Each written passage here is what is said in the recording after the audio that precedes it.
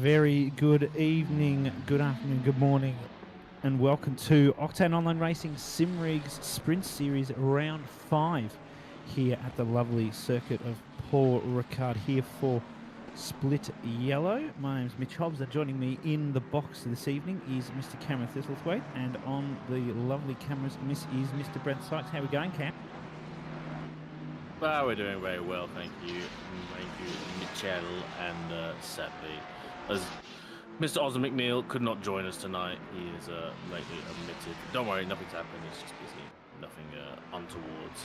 We're just not important enough. I think that's what's happened here. Yeah. You know, we should try to get Sean, and he's like, hell no, those two. Yeah. Do we smell or something, or is he scared of us? I don't know. I'm just trying to get a gauge. I think he's intimidated by us. You know, we're too alpha, beta, Charlie Foxtrot, for them. Don't even go there. You're just going to list off all of the phonetic alphabet. Yeah, let's go for it. No, let's not do that. He is threatened by our Riz aura.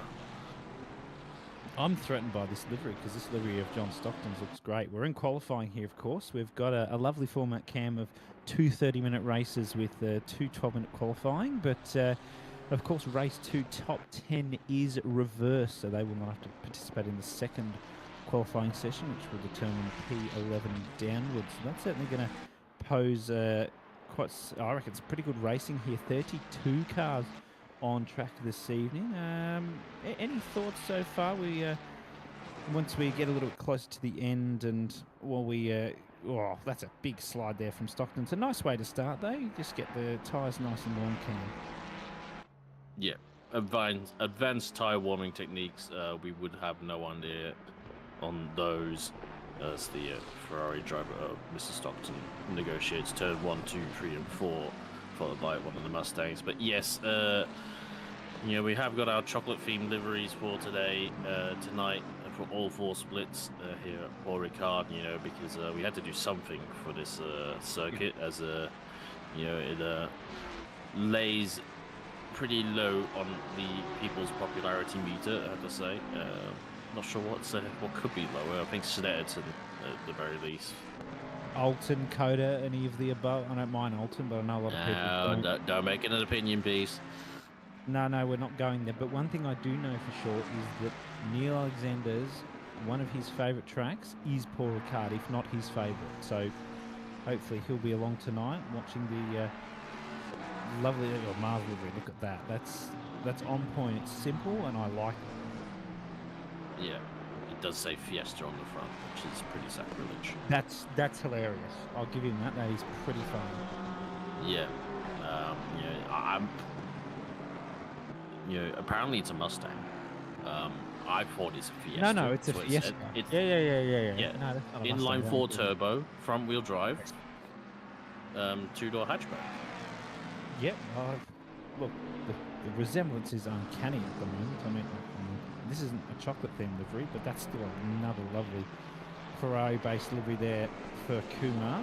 Hopefully we'll start seeing some times being posted. Well, you say it's not chocolate livery. Well, it's not Ferrari livery, and people do have opinions on Ferrari's capabilities, and other things that don't have much capabilities are stuff like chocolate firewalls.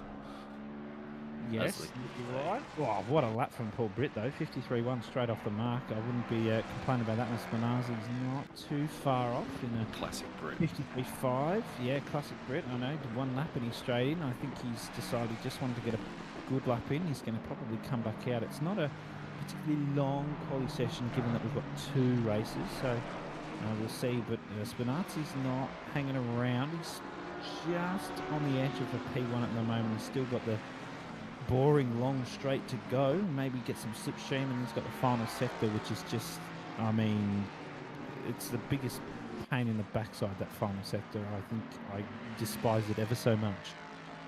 Despite Spinazzi's effort, I think thankfully we might have come to a racetrack where the Ford is not necessarily one of the top 3 cars for once. Yeah, look, that's still going pretty strong. That's probably top 5. Yeah, I think it's up there in the top 5. It might even be top 4, or getting a little bit squirrely through the fast right-hander. Now you've got the double right-handers, which is just as painful as every other corner on this track. But gets it nicely done. He's sort of teetering on the edge of P1 here. But I reckon Britt's got a bit more on the tank. That's a great run through there. He's looking at maybe a 52 on the Delta, but losing a little bit on the exit, as I'm not surprised with the Mustang. As you see coming through the second to last corner. Let's see. 4.5 tenths up. I reckon if he gets the right front corner, he might have P1 here at the moment, and yes, he will, but I know Paul Britt's probably got a bit more in the tank, so we'll just see how that one goes for him. Round it comes Briscoe in a Nissan coming through that. The braking zone into that corner is extremely annoying because you've got to go deep but then turn in, and it's just like, well, just pick one. And Briscoe here is going to get scuppered by the Porsche ahead of him, which does appear to be on a valid, which is unfortunate for him. Going to lose a couple of tenths, whether that was due to the car ahead, whether it's just being a distraction, whether it's actually hampering, or whether it's just a couple of corners wrong.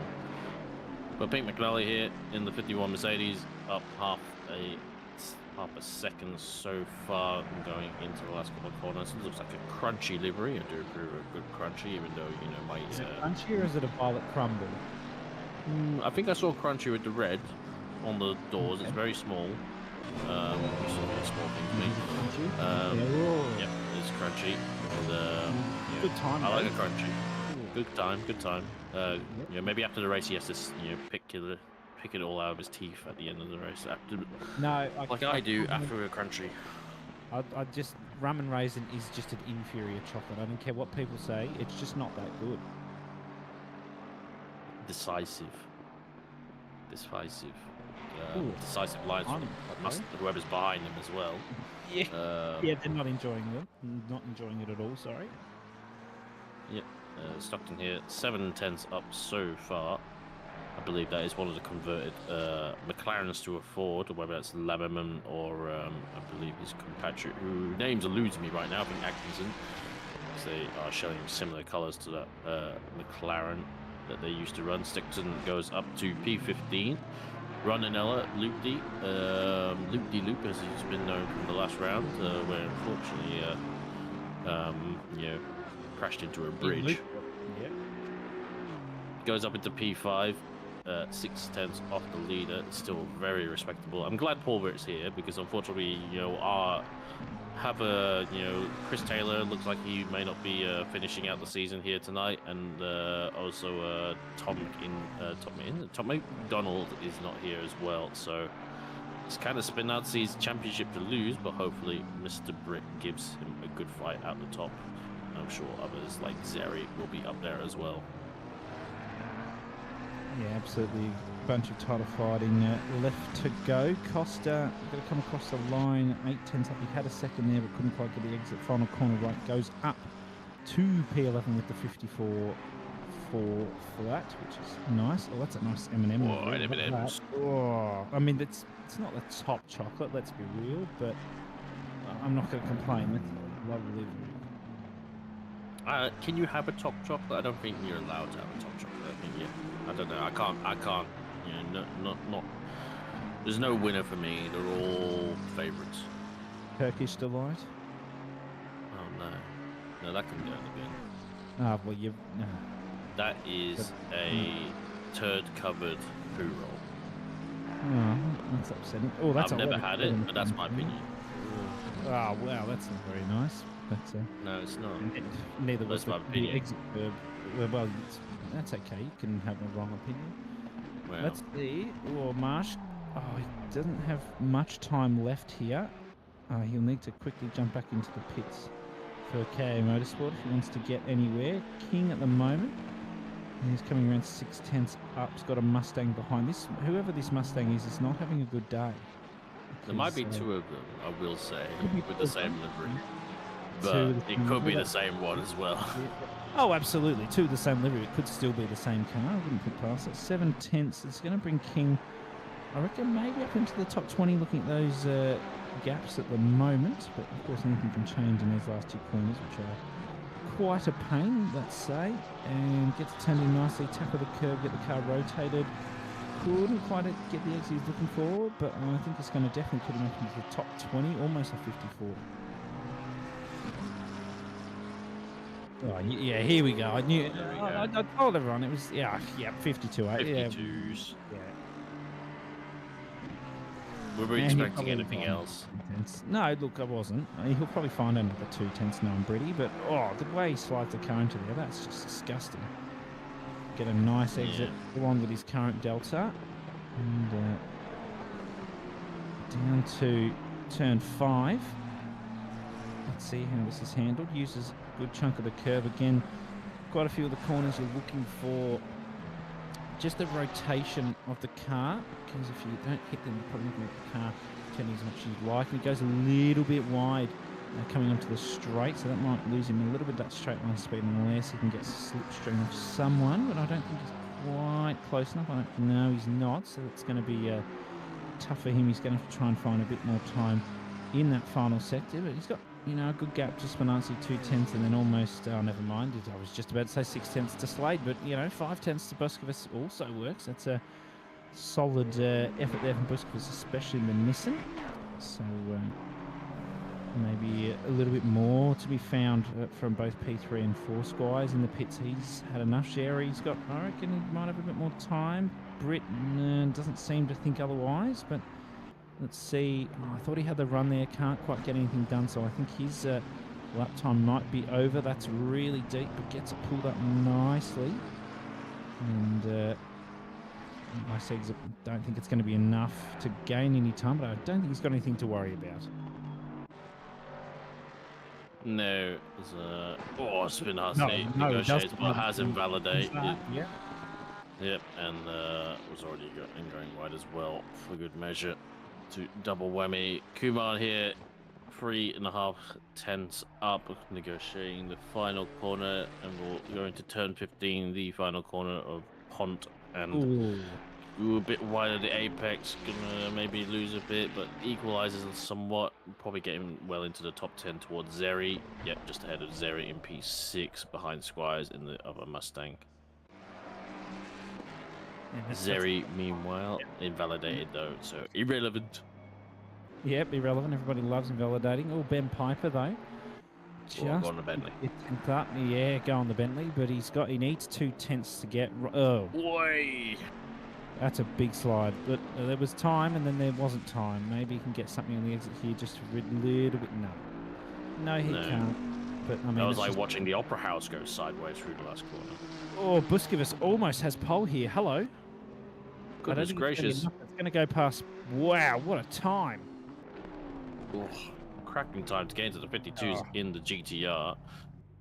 We're loving that, those who are of the Nissan cult. But that is incredible time. Really strong time from the GTR. It's not the sharpest tool around here by any sorts. Oh, no. It's got the straight, and then there's a corner. Yeah, I don't know.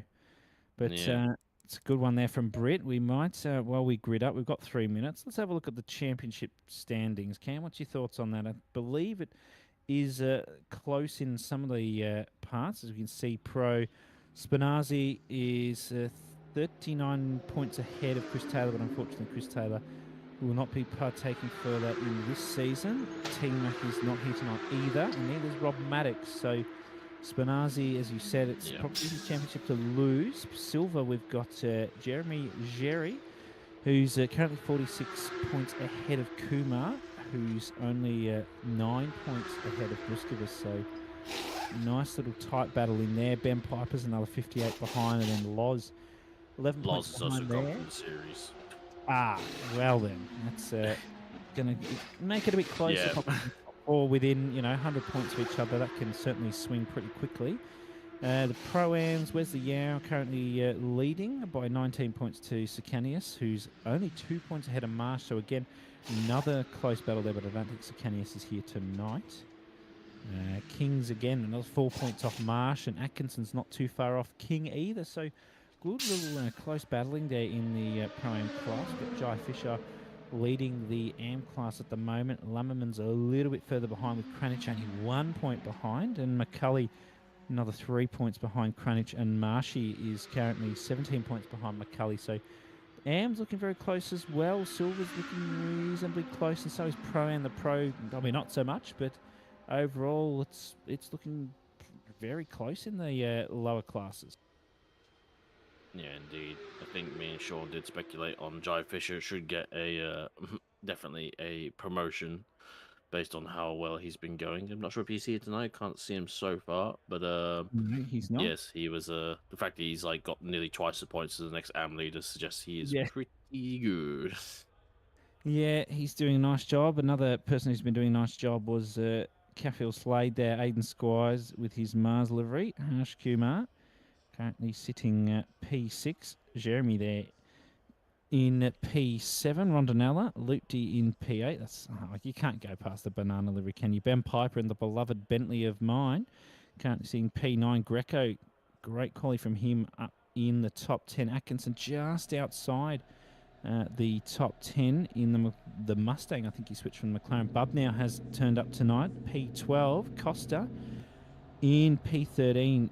Andy Bishop there in the Astons popped up nicely in the top 15. Jared Ellis in the very anime-themed Ferrari. Lammerman currently leading the AM class this evening in the qualifying P16. Ryan King 17th. Marsh in 18th. These are some lovely liveries here. McCulley, who we saw is in the AM Championship battle, sits P19. Marshy as well is in on this for the KO Motorsport. He's sitting P20. Stockton in P21. Everyone's looking for the chocolate livery, really. There is Wesley Yao, our current Pro-Am leader. There's Crush Davies, currently P23. I don't know if Andrew's livery is loaded or if it's just black. I'm not going to complain. It's nice looking even if it is just black carbon fibre. There's your lovely M&M livery. Ben Linton behind as well. Porsche. Black Porsches won that the whole season. Kidman there in his McLovin car. Callum Lloyd, that's a lovely livery on Lexus. Can't complain about that one. Darryl Lim is sitting a bit further back in the field. Jared Byrne is P31, and our beloved Paul Cranich is at the back of the field with that lovely Red Bull livery. Comprehensive run through of the grid there. Itchy obviously being headed up by the rusting old colours of Laundry House.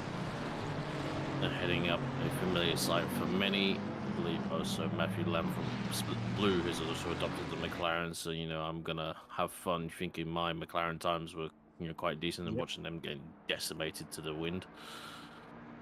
But what's new anyway on that front, frankly? Yeah, I was gonna say you'll enjoy that, I'm sure. Yeah, we'll see if Mr. Brick can, succumb to the fierce turbochargers of the GTR in the hands of Stan Buscovas from P2. Some estimate maybe even gets there before P1. Potentially, it is very much possible. McLaren not exactly a slow car to spool, but the GTR is obviously very formidable when it comes to acceleration. But we know what Brit's like as well. He doesn't race on the Laundry House by chance. He sure knows how to turn a car. Same with Mr. Spinazzi as well, but does have one eye on the championship. Whether that's something that's on his mind, maybe he just wants to go for victories at this point. We don't really know what the mindset is for Mr. Spinazzi, but yes, for his two nearest championship leaders, other championship contenders are currently missing from tonight as they go double file. Yes, this is going to be hopefully a nice clean start. The McLaren probably won't get quite the equal start that Nissan will, but hopefully we'll see some nice clean, and we keep saying clean because I'm really hoping it's going to be clean. Some drivers getting nice and close and we get the best start they can. Buscovas probably needs to get a bit more side by side, I would thought, with Britt. Yep, just adjusting himself as we look to go green. Ferrari behind has not caught up. He'll probably be looked at by the stewards for being, I reckon it's about 3 car lengths back as we go green here at Paul Cart. It's a good start from the Ferrari, though. That is, it's all a bit all over the place. I thought that should be Slade, and it is. I think the leaderboard's having a bit of a moment. Britt. I think some people are out of position. Oh, that's going to be close with the Mustang, and Britt's been turned at turn 1. Okay, and Buscovas will be giving some positions back there because he's completely cut turn 2. going 3 wide down to turn 4 or 3 or one of them. I don't like that idea. Let's not. All right, yep. No, let's not do that, everybody. Yeah, two wide. I'll allow that. There won't be too many incidents there. Spinazzi currently leading this race. Squires is P2. There's a little bit of death at the back, so there could be a safety car potentially here. If the stewards deem that needs to be the case. We'll see. Yep, I'm seeing brake lights. Safety car. Yep, brake lights. Safety car. Safety car, says the stewards, and I think that is a fair call. There's a few people around, let's say. Yeah, it wasn't the cleanest first few couple of corners, but turn 5 and turn 6 looked like there was a second incident. But we see, yes, Paul Britt, I think, did have a nudge there from Spinazzi. A little bit more squippy. I think there was a few cars out of positions because it wasn't really correlating with what we were seeing on the timing board for the starting grid. And looks like that might be Lammerman that was touched around. And that's George Cook in the M&M's car as well, going around as well. As it's all just, the chocolate is, the bag is ripped, the spilled onto the floor, and they're all lost to time. Melted. It's actually just melted at that point. It's just all braking way too late. Yeah. Cars pointing in directions. I didn't know they could point in at that part of the track. You don't even know how to describe this. Just, I think, a little bit not quite reading. Yeah, just a bit of a tap at the inside. Yeah. Unfortunately. And then up the inside again. That's Lammerman too. And there's a hit for Britt as well as he's recovering. But we have a safety car. Hopefully they've all, sorting themselves to help. Okay. On that front. Yep.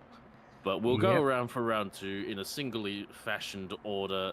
But it is going to be Spinazzi from Squires, from Slade, Atkinson, Buscovas, Piper, Zeri, Kumar, Rondinella, and Ellis to make up the top 10. And it is Spinazzi's to lose so far, but he goes early as he needs to, right on the apex. Slade a little bit closer to Squires. I'm sure Mr. Spinazzi's under the hot magnifying glass of the stewards, I imagine, after that incident at turn 2. Yeah, absolutely. The stewards probably going to need to crack open their whiskey after that one.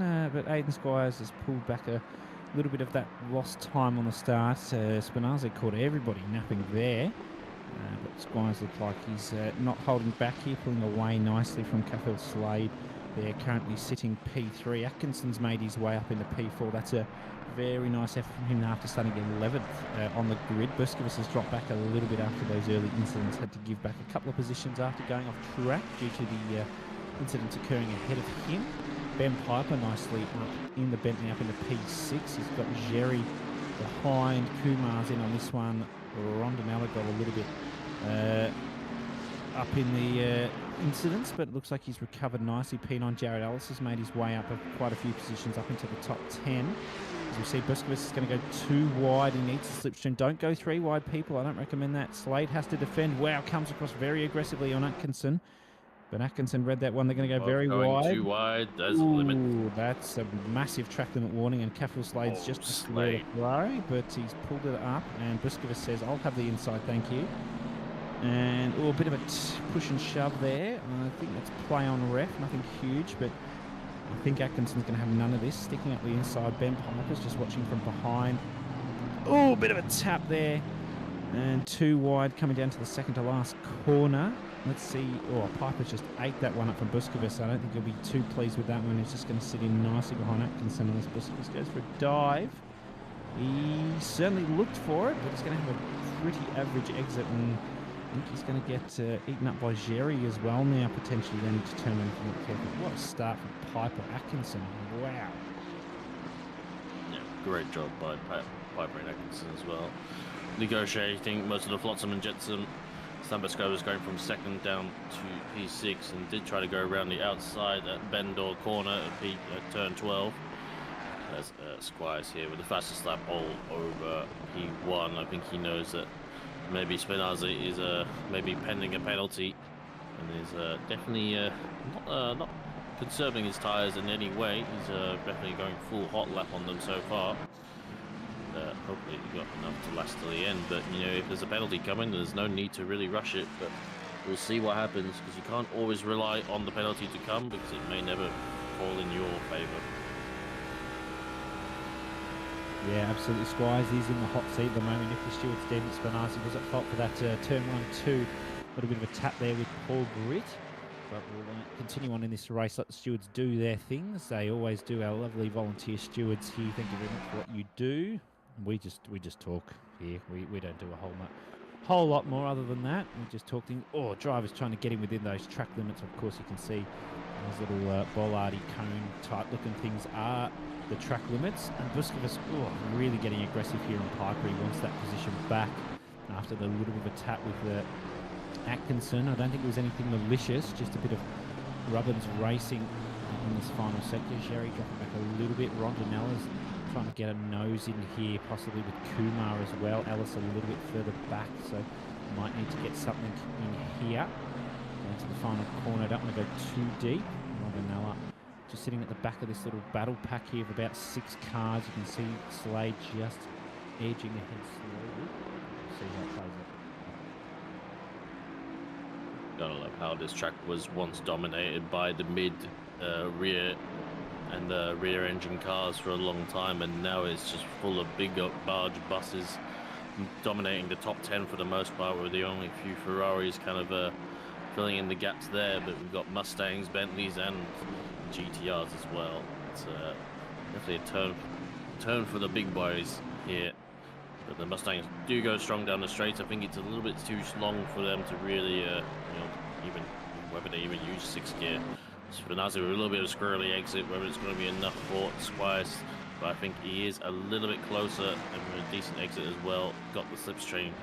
Not sure if he's got a little bit of front damage or whether that's just part of his livery on the Mustang, or maybe assisting or helping him. But Spinazzi definitely knows he's somewhat under threat a little bit now as they kind of get closer to each other with a little bit of warping.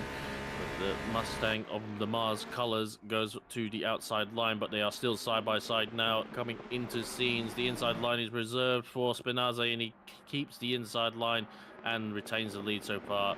The Squires just has to make do. Can't force the issue any further than that. No, I'm seeing a common theme as you brought up, Cam. There's a lot of larger cars in this top 10. Usually these cars have pretty good top-end speed. Mustang's got good top-end speed. Bentley's pretty good. Nissan's hilarious as well. Just missing the Lexus, really, but not many people are driving that, so we don't get to see a complete top 10 of big cars with lots of top-end speed. Yeah, only the true reserved window lickers are reserved. Yes, Split red. We do have a Lexus here, which is just a little, little bit further down. I thought you were going to call Lexus drivers window lickers, but I am. Buskovas, down to turn 1. I think he might look for a move here, and I don't think. He's playing it safe. I can say. I thought if he'd have been up closer, the move would have been warranted, but he decides to hold back. The car's nice and settled through turns 1 and 2. It's always one that really throws people off. But down here is our current man with the fastest lap of the race, a 53.7. That is a great time. Currently seeing P11. He's very up in this battle. He would at least probably like to get past Jared Ellis to get into the top 10 for the reverse grid race 2 that we have coming up a bit later. That's definitely where he wants to be. I mean, if he's going to sit P10 for the race, that's not going to be terrible for him, starting P1 race 2, but I know Britty, and he'll push for as much as he can get. He's got the slipstream of Ellis, though. McLaren's got good top-end speed, so does the Ferrari. Not as good as the McLaren, of course, so you probably see catch him reasonably quickly a bit later into this part of the straight, and he is. He might stick a nose out, put a bit of pressure on. Once the ACC cameraman decides the cars are actually not on the other part of the track, and Alice, pulls it in the track limits nice. He's got Rondinella up ahead, who's got a little bit of a gap to Kumar now, who's fighting with Jerry, who's got a big gap to Buskovas, and speaking of big gaps, 3.3 between P2 and 3, so Squires and Spinazzi can go at it a little bit. Britty being a bit patient though, which is good. He's not needing to fight too hard. He's just putting the pressure on the car in front, maybe waiting for a mistake. Yep, and I think he probably would have gotten Ellis. As Ellis misses the apex a little bit, and Brett will be on the inside for that last corner, second to last corner, but then the outside, but then the switch back into the inside line for the last corner as well, as Ellis was obviously a little bit compromised. It was a bit of a weird touch there, I think, as tried to maybe tuck back in, and it wasn't necessarily quite as clear as they thought it would. But yes, Ellis was saved by the slipstream, I think, from the Aston Martin up ahead last lap, but definitely not enough to be saved by coming down the start-finish straight. As you see now here, one of the McLarens, I think this was Greco. Or is it Greco? Yeah, one of the two. Yep. And it's coming onto. I did see this car was yellow, and unfortunately he's going to understeer wide into the path of Cook, which I think was just kind of minding his business, and unfortunately that's ended up in the barrier. Yep. There's another car there. You can't just keep your foot in it, and you're just going to understeer wide. It's a little bit self-inflicted, in my opinion. Might be having a bit of a slipstream on Atkinson. Sorry to interrupt. There you go. Piper looking to come out. I heard the Bentley's not too great down the straights. It's kind of a little bit topping out a little bit, as Pete would say. But Pete likes to turn down make the Bentley not sound as good as it maybe thinks it is. But yeah, I don't think it's too great on top end speed. So I think it's limited somewhat. It just gets there a bit earlier. It's not too bad on top end, but in the slipstream. Less wide. Oh, that's wide for Atkinson. It goes for a slide. Oh my god! Wide and sideways, and thankfully it wasn't into the side of the Bentley. But Stambuscope is surely going to take the opportunity. That's way deep. That's not going to make it. But he does make it, and he's going to have the inside line still for the outside. It's going to somehow make a mistake into a still valid overtake. And come on, no, you both had space. You needed to apply a bit more steering lock than that. That was a bit unnecessary, but thankfully they're both still going straight. But yes, currently Stambuscope is ahead of Atkinson so far. A brutal fight so far. Yeah, a little bit of tap. There's a 15-second down there from the stewards for Lammerman. I was a bit concerned there with Buskovus and Atkinson that there might have been a bit of a bender incident if one of them went a bit further off the track. That would have brought me flashbacks all the way back to that season 4 of OR. I was in that race. That was not fun. I don't recommend that, ladies and gentlemen. Jared Ellis, though, is in a bit of an unfortunate position, just being outside the top 10, and he needs to get past Rondinelli if he wants that race to P1 with the reverse grid. I don't know how that's going to go for him. Lloyd also has 15-second penalties to the stewards. I think starting to hand up those lap 1, around turn 3, 4, 5 incident penalties, so we might see a bit of the ones that have been a little bit later come in probably in the next, probably about 5-10 minutes left in this race. We're just about halfway through now onto the Mr. Straight.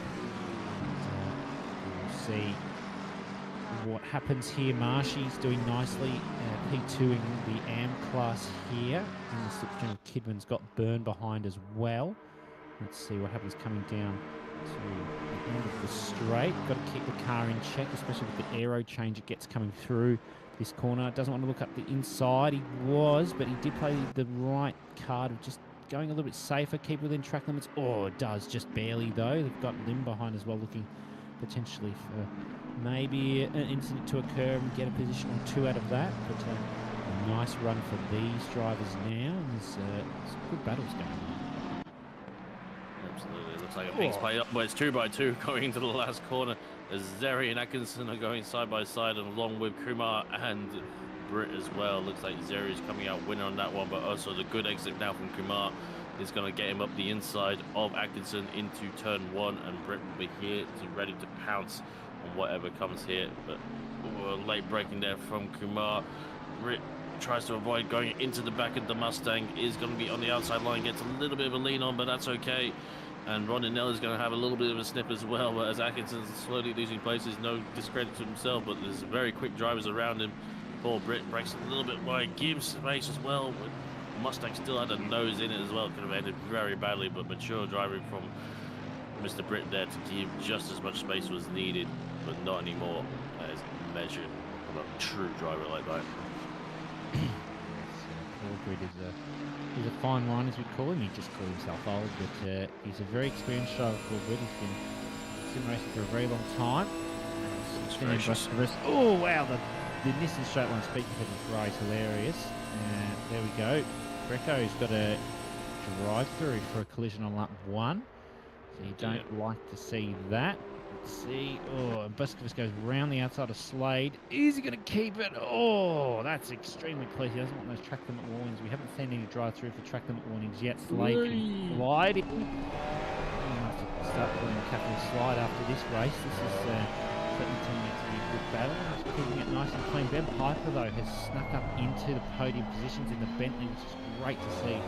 Him having a good race in that car. He's got 6 seconds to Squires and he's got some clean air, so he can just lap consistently now, try and pull out of the slipstream of Busquets and Slade if he can. These two could work together to try and make their way back up to Piper if he does pull out that gap. We've got a nice little gap as well behind Tajeri and Kumar. Britt's in on that one, of course. We saw that before Atkinson. Alice is actually now in the hot seat for that P10 position, but Rondinella isn't holding back. He's going to try and sneak in for that one if he can. Look at that line of cars behind. Here's the view from Kumar. He's got Britt bearing down on him, and Kumar a little bit deep. Wants a little bit more of a curb. Jerry just trying to keep his line right. Doesn't go too wide, and Kumar's in a little bit of a tough situation because he wants to attack Jerry, but I'm going to put my money on he's going to defend from Britt first. Yep. Ferraris are good, pretty good around here for pace. Oh, as Britt just completely sends it up the inside of turn 5, catches Kumar a little bit unaware there and fully capitalized, but you know, maybe Kumar might get him a little bit back now, being this close coming onto the straight. And it'd be great to get any slipstream from Zeri's Mustang up ahead, but 7/10, that's really touch and go on how much draft you get from there, and no doubt in my mind how much draft that Kumar's getting, as we're seeing on screen. He tucks out, running alongside, hits the wall of air, but still got no, come on, and that's touching alongside on the straight. No, it doesn't need to be that close. That's completely unnecessary. Ooh. It is Kumar when gets scared out of the way by the McLaren is there. Yeah, I'm not sure what's all that about. I think it was a bit unnecessary on all parties there. I'm not sure, but we'll leave it to the stewards on that one. Yeah, it was a tough one there. A little bit of rubbing on the strength, but Britt just snuck the nose in. He wasn't going to go for it. He was just snuck the nose in. Kumar was, I don't know, he just turned out of it a little bit, maybe didn't quite get the turn in, understeered, something like that, and Britt came through. We'll just have a quick look again at that. Kumar definitely had the slipstream, and that's totally warranted. Got a little bit, there was a little bit of rubber banding just there, so he had to pull out and go side by side. Ooh. Unnecessary. Yeah. I don't know who it was, but unnecessary. Yeah, I think Britt turned in. I don't think he meant to do that, but a little bit of a tap, and there's all those penalties come through from race control. The race control bots decided to finally wake up, so that's good to see. It's had its shot of whiskey. Oh, down the inside goes Rondinella, and I don't think he's going to pull that one off. Ellis around the outside. That's a big bold call. I hope he doesn't go up the inside here. Ellis fell for it too. Space.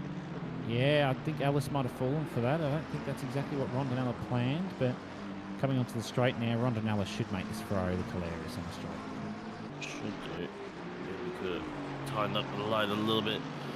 Yeah, a little bit messy on that one. See in the banana marker. See Rondinella gets the slipstream. I think he needs to pull out now before go too wide. Just backs out. Jared Ellis was aware of it, and he was straight on to getting the line. Oh, he's going to have a track limit warning there if he's not careful. McCulley could benefit from this if there's a potential incident. And up the inside goes Rondinella. Ellis leaves him the space because he went wide. Coming up to everybody's least favourite corner, and Rondinella's completely gone wide, but looking for the exit, but Ellis still has him covered, so this could be one. Still continues on for the rest of this race. We've got 10 minutes left here, and up the inside Rondinella was looking, and Ellis just fights it off nicely. Bad exit though. Rondinella got the better exit. Maybe then turn on, you could see something. Ryan King got to drive through as well. Don't know how far behind the race control bot's going to be today, but at least it's woken up. And down the inside, Rondinella. Is he going to look for what he does? Jared Ellis is turning in. Ooh. Going to leave that one.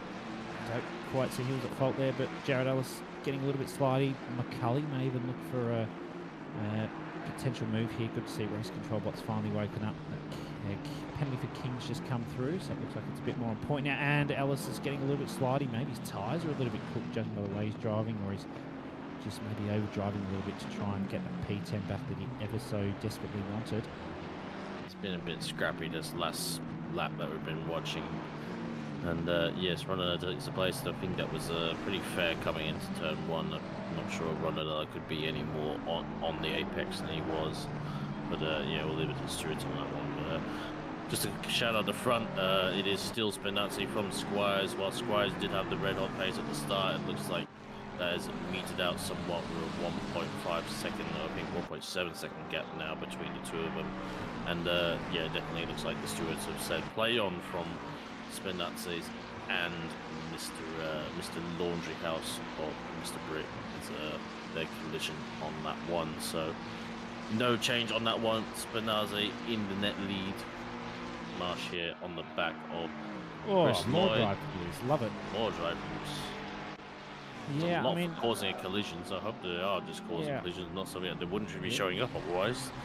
Very sure that it's way too much speed. Well, maybe not, I don't know, but the speed difference between the McLaren and the Ferrari was wild there. Crikey on that one. I don't even know what to say to all this. It's all been absolutely window looking now. Yeah, I don't really think I have a word to sum up this race, really. There's just been so much going on. Penalties, crashing, solid racing. There's no real way to really sum up this race Average here. But day it in always France. Average day in France, yes. But certainly provides some good racing here at Paul Ricard. I don't think we've ever seen a dull race here, and it's certainly delivering that. Paul Kranich has had an absolute pearl of a race. He started last and he's up 8 positions, so that's a solid effort. He will be overjoyed with that gain. Currently Costa, he's got a drive through and he's behind Burns, so he's going to have to serve that pretty darn soon. It's almost going to have to be this lap. I reckon, because he's had it for a good 2 laps or so now. They've got Marshy up ahead in that KM Motorsport car, bright purple. Coming into the straight now. Here's Jerry. Callum Lloyd gets a 15-second penalty for causing collision on that one. Holy penalties, Batman. There's a lot going on here. Jerry can't quite hold on with Slade, but maybe Slade might do his classic and slide down these double right hands. My goodness. That was close. I was concerned there was going to be a tap there, but Jerry pulled it up nicely, and I think someone needs to get Slade a new pair of pants after that one. I think he did have to change his steering a little bit because he, I think, kind of was a little bit on a constant bearing, to use an nautical term, into the back of the 296. It is a very tricky corner. It is turn 11, Doucet, the long right-hander after the somewhat equally lesser long right-hander at the end of the straight. As we all know, probably the two meat and veg corners of this track, to say the least. But I'm sure the French will probably think meat and veg is too common of a term to describe their food, I imagine. Foie gras, I don't know, something like that. There's got a fancy large Baltic crap. I don't know. There's a lot of ways to describe the food. I just go to Austria and get schnitzel 7 days a week. Oh, look at you, Captain Boring. Oh, Jerry, that was. I know what I like, but it's not you. Here we go. Yes, thank you. They're off the lap 1 penalties now. The stewards, 15 seconds for Greca. He's copping it with penalties this race. He's not had a fantastic one. Jerry, though, he's going to make the Ferrari look silly on the straight with the Mustang slipstream, isn't he? But Paul Britt might get a say in on this one, and I'll just see how this one plays out. Oh, gone too wide. Outside. He'll get in before the end of the straight with the way the Mustang's going. Britt's just sitting there nicely waiting for maybe a mistake from Slade. You peter out quite a level though. The Ferrari starts to come back with its sort of more slippery lines, and the Ferrari does retain the inside line. So while the Mustang does have the slipstream, as Mr. Britt looks for different lines and has to kind of correct himself a little bit. As the green's top Mustang is still stuck behind. Great defensive driving from the Ferrari. Oh, bad exit though, and the green stuff is going to look to the outside, but nothing can be done of it. Oh, so close to going to the back of these cars, but they're doing very good measured driving to avoid so far.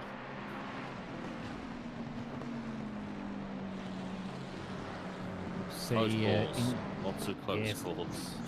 Yes, I have certainly been clenched a few times, I can tell you that, with the way I've seen some of the drivers racing here. But Kumar's decided that he wants to go in the dirt. I don't recommend that. Ellis into the P10 again. Yeah, that's huge. Know what's happening. Yeah, McCulley exactly, maybe had a bad exit as well. Ellis has got a fair gap now to P11. This is exactly what he was looking for, McCulley. Yeah, that's fair enough. That's not McCulley's He's fight. He's doing exceptionally well for him in his own class right now. I don't blame him. So maybe thinking ahead. Maybe there was a tap between these two, possibly. So Kumar's already made a mistake to be this far back, because he was ahead of Rondinella and Ellis. Yeah. So, difference in lines and speed, and kind of go for something with a half-open door. Wow, McCulley, wow. Hats off, that really nice hold. Kumar is let back past, given that they're not fighting for the same class. Jerry, let's go for second time's the charm here. Slade, that's really on the inside from Slade. That's really dangerous. Let's look to the outside. Britt wants to follow Jerry. Beats her out. I think he'll lift here, Britt, possibly. I wouldn't be doing that unless he's expecting a mistake here from Jerry. Might look to the inside. Jerry around the outside. Don't go 3 wide. Oh, Britt's cut off. Oh, that's close. I don't think there was a lot Slade could really do there. He was trying to move away from Jerry, who looked like it was going to hit him. But Britt, good exit. I think he's going to go wide, though, and does. That's a track limit warning for him, probably. Down to this left-hander. A little bit scrappy, but back to where we were only about 30 seconds ago. And Jerry pretty fixed. Yeah, surprised the order stayed where it is. Lumberman 10-second penalty for a collision on lap 3. Good to see the penalties coming through. At least we're off lap 1. That's most important. I think we'll probably see a couple of post-race penalties as well. 3 wide onto the straight. 3 wide into Deans, yes. Ooh, Bishop, I think, held back, and Cook's decided he doesn't know where the track is. Bishop around the outside. Oh, no, there's no grip out there. Don't do that, my friend. And he's... Yeah, of course, yes. Cook will have the damage from the crash we saw a little bit earlier, but still doing nicely. Bishop is trying to take a bit of a tight line. He's not going to get the exit of Cook, though, and doesn't. And Stockton bad line. Yep, side by side. Through some of the corners. Cook goes to the outside, but takes the high line like it's a NASCAR track, which doesn't really net you a good amount of speed. But it's all sorts of lines I'm seeing tonight, I will say. Not to try to, comment on people's driving. I'm sure they're driving with damage. Tires are in the wrong side of the windows, but it's some every part of the track is being used right now. They paid for it. They're gonna use it. Deja vu here in tracks in place before, as Zeri is still stuck behind Slade. Well, he does catch the Ferrari. Both cars kind of peter out to the same top speed, and thought he was going to go around the outside this time, last lap around. And I'm sure Britt now must be getting somewhat frustrated as he tries to get the nose up in the inside. He's kind of just like hovering there. He's just the tip of the McLaren is, it's like a fish looking for some food. He's just trying to find a gap, but he's kind of finding it all at the wrong moments when it's not appearing. And still on the back of the green Ford, my goodness. Yeah, look, I don't even know. We're coming on to the final lap, though, as Spinazzi comes across the line with just under 40 seconds to go here. So probably looking at some reasonably definitive positions at the moment. Ellis has got a big gap either side of him, so I think he's guaranteed for the race 2 pole here, bar an absolute disaster on his part. Paul Britt still has the fastest lap of the race, and it's not too far off Jerry. I think if he wants to pull something out, he's really going to have to pull every trick in the book out here. Slade currently up in the top 5 in 5th. Got a big gap to P4 as Kranich is really trying to fight off Nicholson now.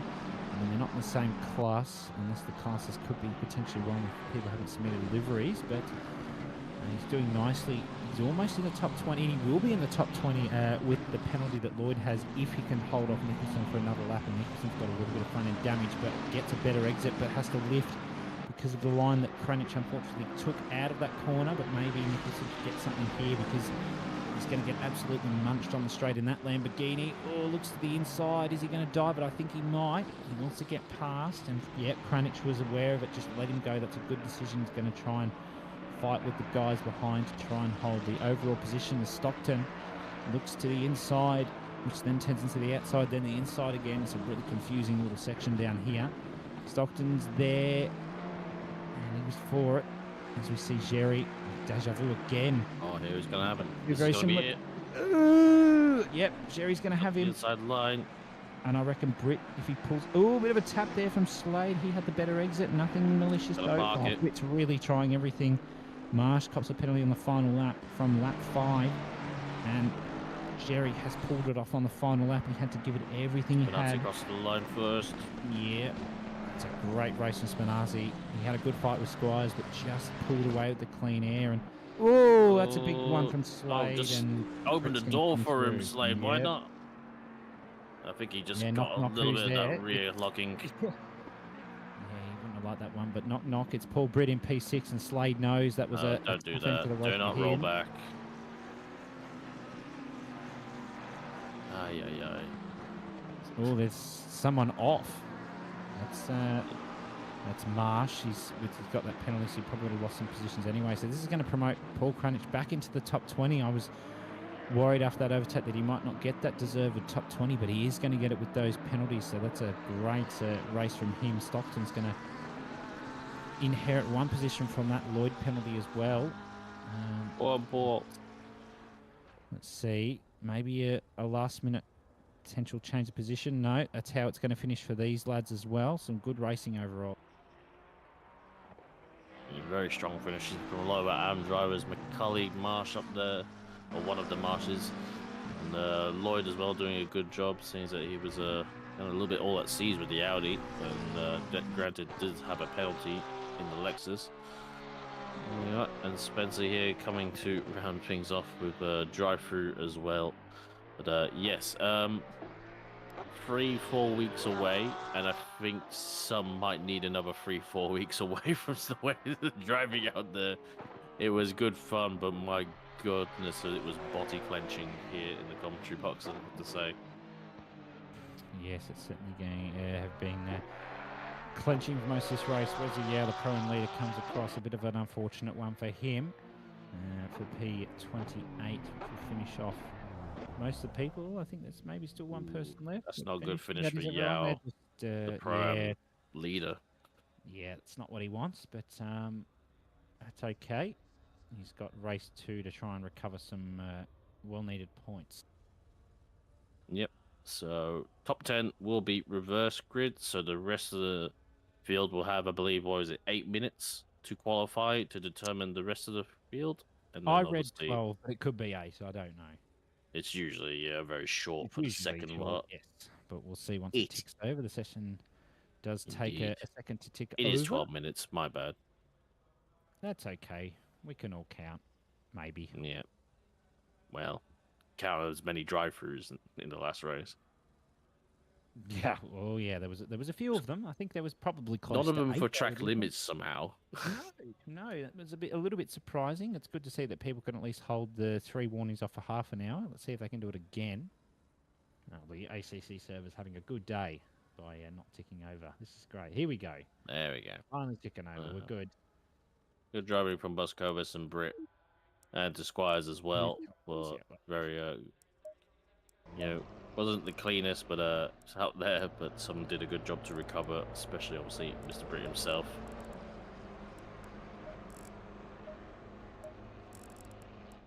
Just make sure we can get the temps as well. There we go. 21:26. So only a tiny bit cooler than the first qualifying session. Won't make a huge difference to the times.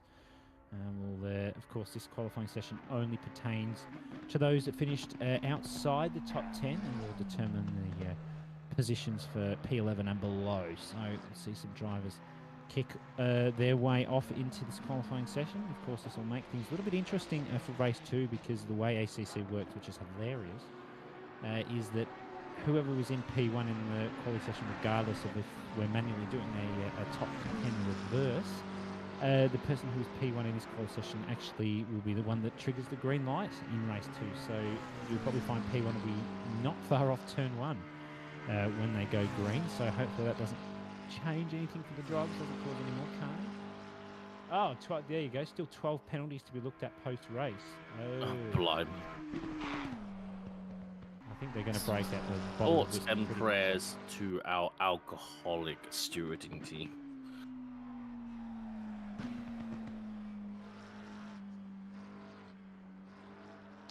Unfortunately, the stewarding team have, been welcomed back with a giant, stack full of assignments to be done on the first race. First of, 10 technically races across the next 2 days. Yeah, something like that. It's a lot. Yep. 4 APAC splits and 1 North America split.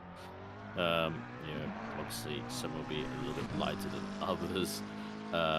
This obviously split sets the precedent for the rest. But generally I think some of them have been maybe a little bit better behaved than Split Yellow. Sorry, Split Yellow. Maybe it's just because you have us as commentators. We're the problem. You can blame us. Yeah. We'll take the fall for that one. Mainly because we love the carnage as well. Ha ha ha ha ha.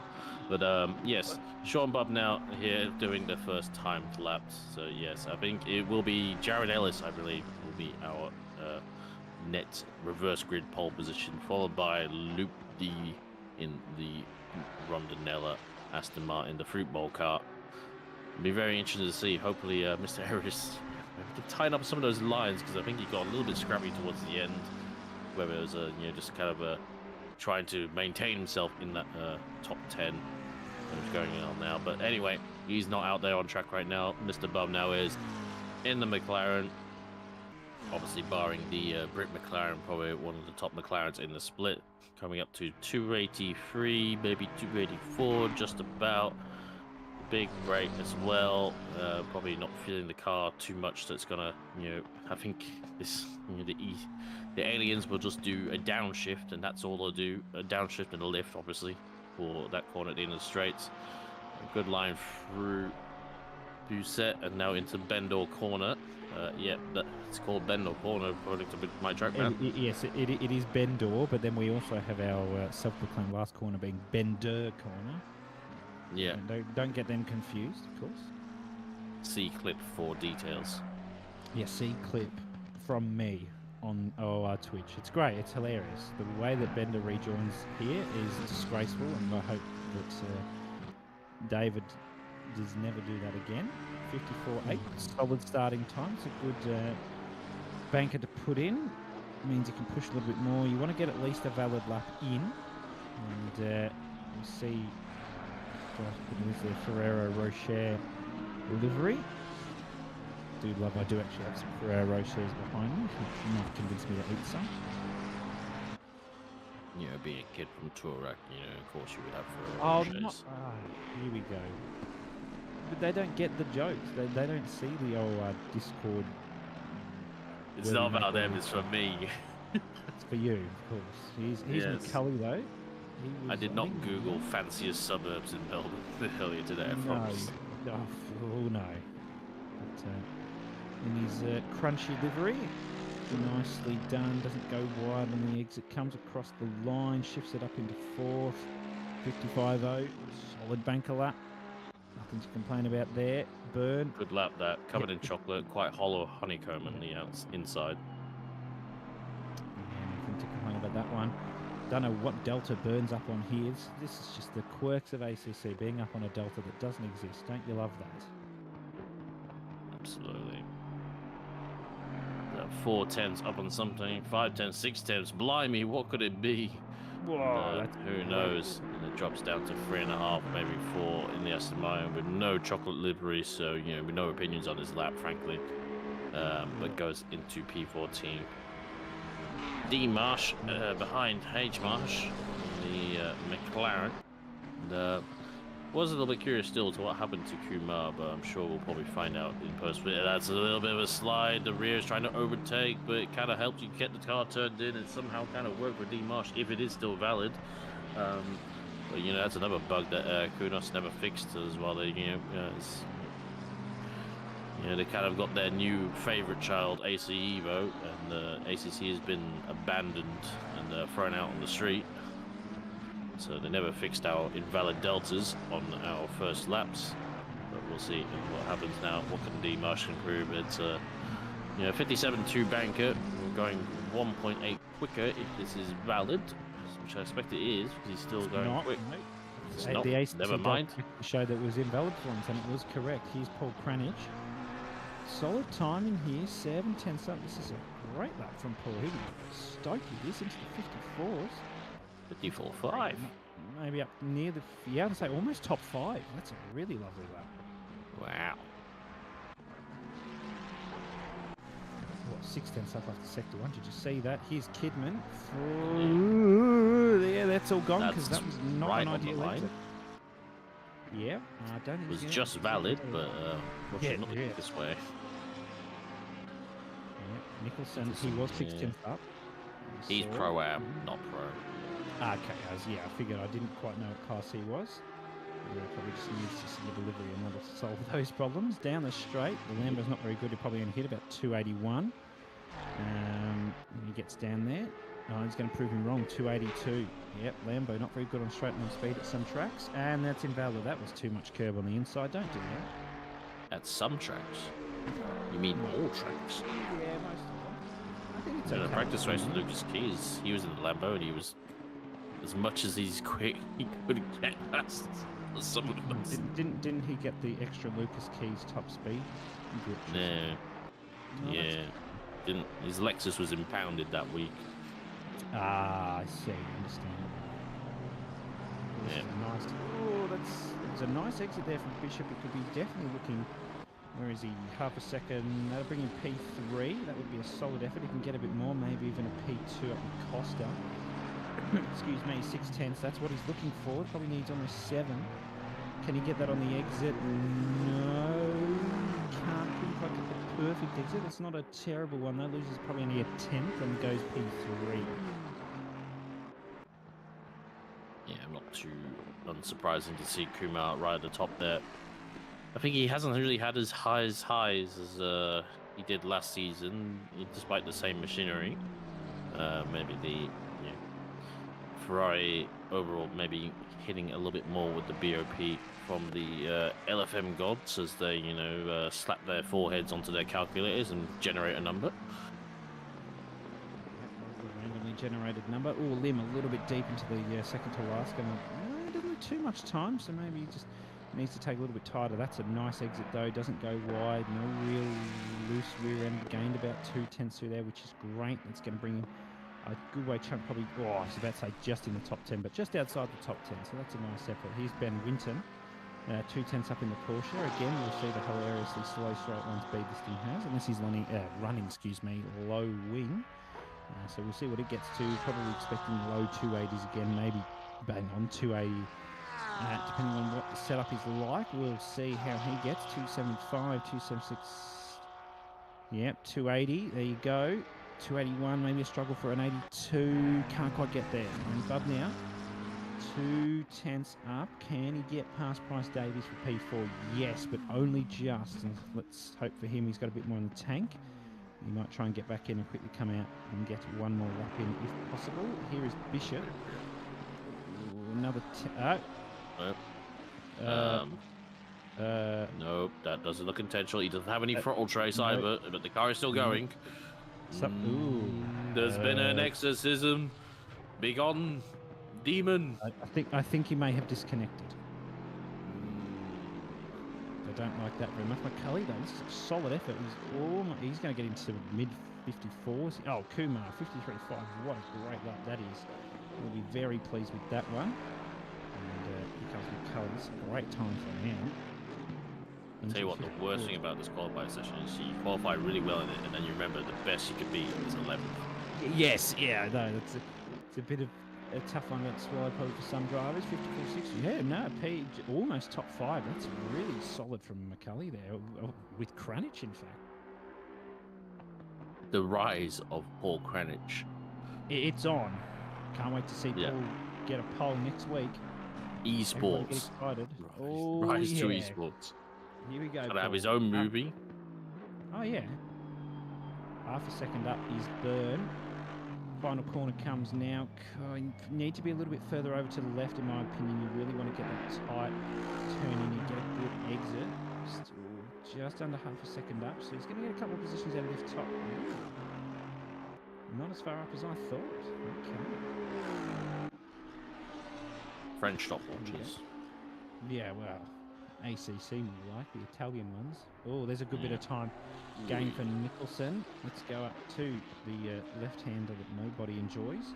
Ben Dorr corner. I think he recently changed from the Audi as well. So yeah, wise decision. That's a wise decision. Didn't change that far, that said, but overall more competitive package. Maybe I need to be unwise and just take the Audi next season. Or maybe I want to drive the Audi again, but I feel so unmotivated to do so.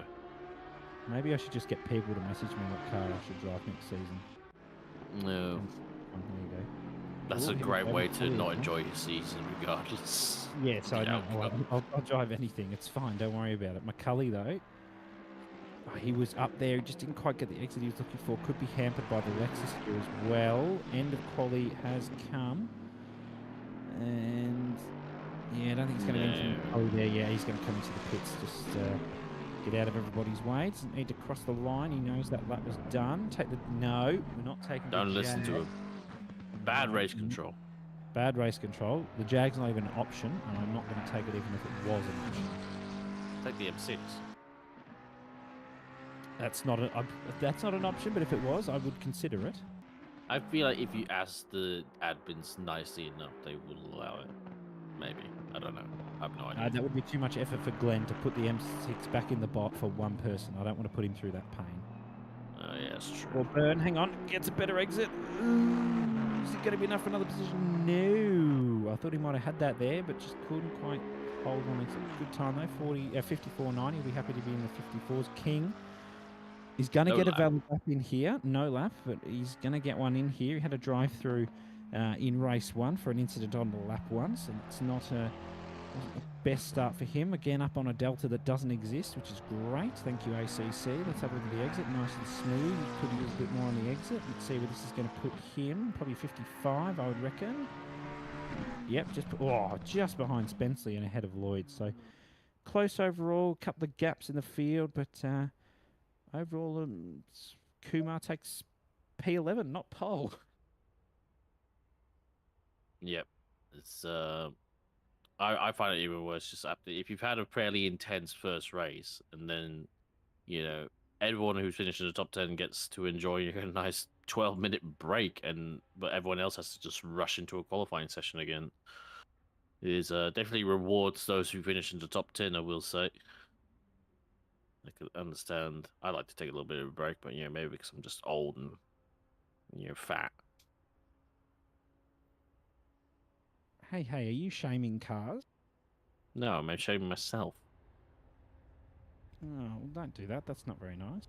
You're a nice guy. Don't shame yourself. Well, so nice. What are you, JC?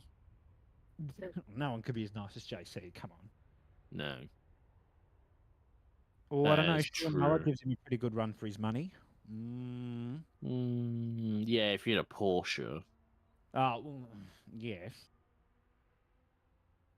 You know, he's he doesn't send Christmas cards to non-Porsche people.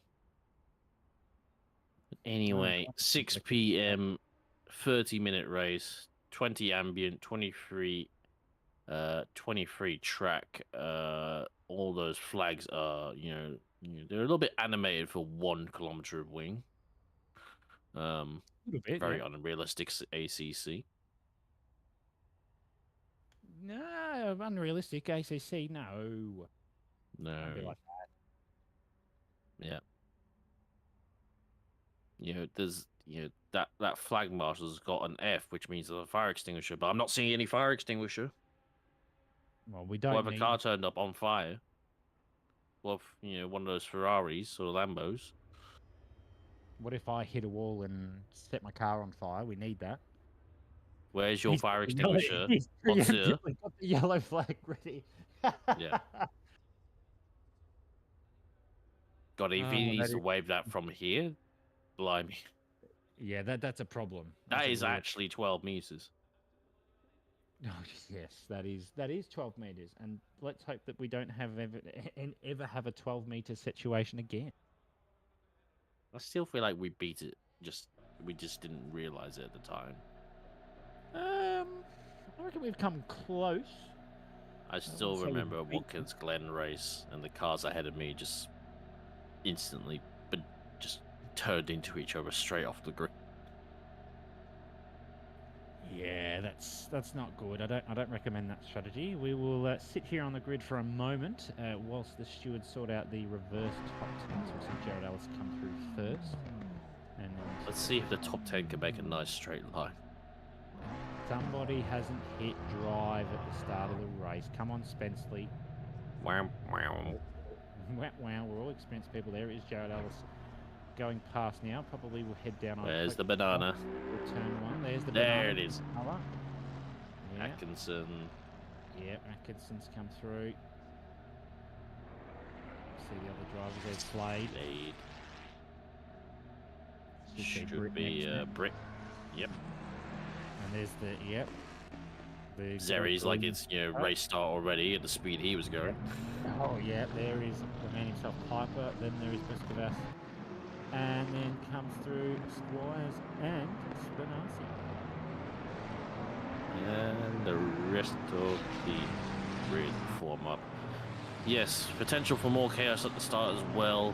Seeing that we did allude to the delayed green light, 5 green lights from 5 red lights, given that what the game thinks the P1 driver is a little bit further back, to say the least, but is what it is. And I can tell you what, this is a lot smoother way of doing it than actually having to stop the server and manually writing up a whitelist for the grid from the previous race, because we used to do that, and we sometimes wondered why it took half an hour between races.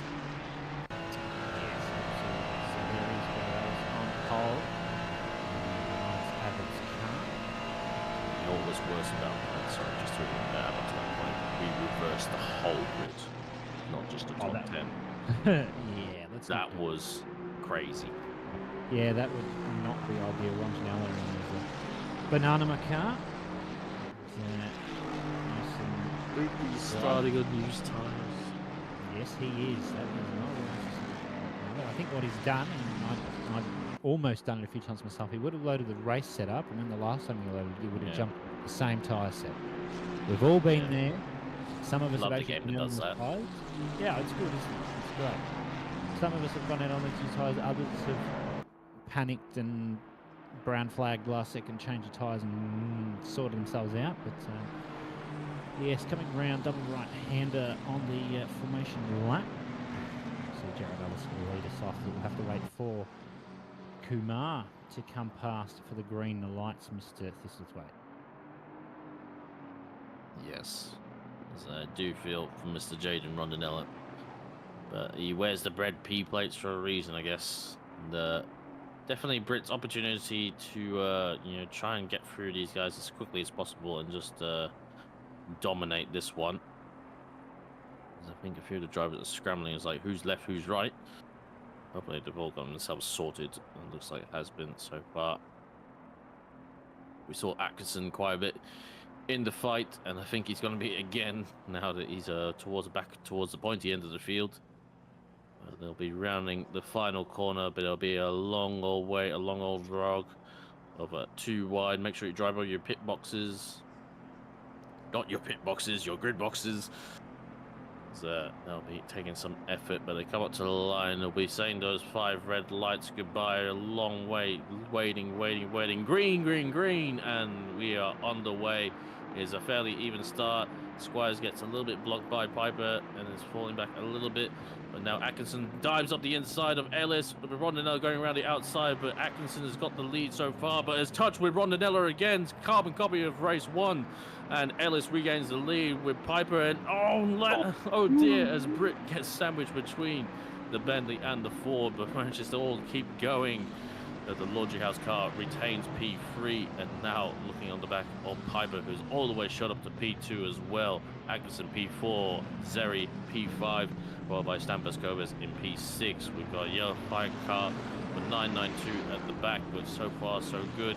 It's still on green, but here Britt is going to be surely under threat now from Atkinson. Already in the slipstream, already starting to move. Moving already, that's only one move necessarily.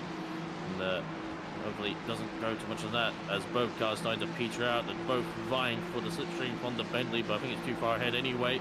As Stampas Gomez already on the back of Zeri as well. Side by side, still bouncing between Atkinson and Britt. That's enough. Come on, settle down, both of you.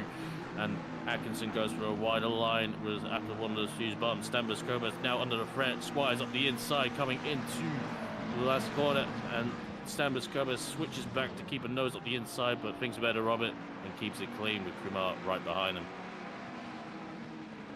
Yeah, a little bit of argy-bargy there. A little further up front with Atkinson and Britt. I don't think it was totally their fault. It's a bit of ACC physics involved. They wouldn't have probably punted so much had there been so much of a bouncing effect.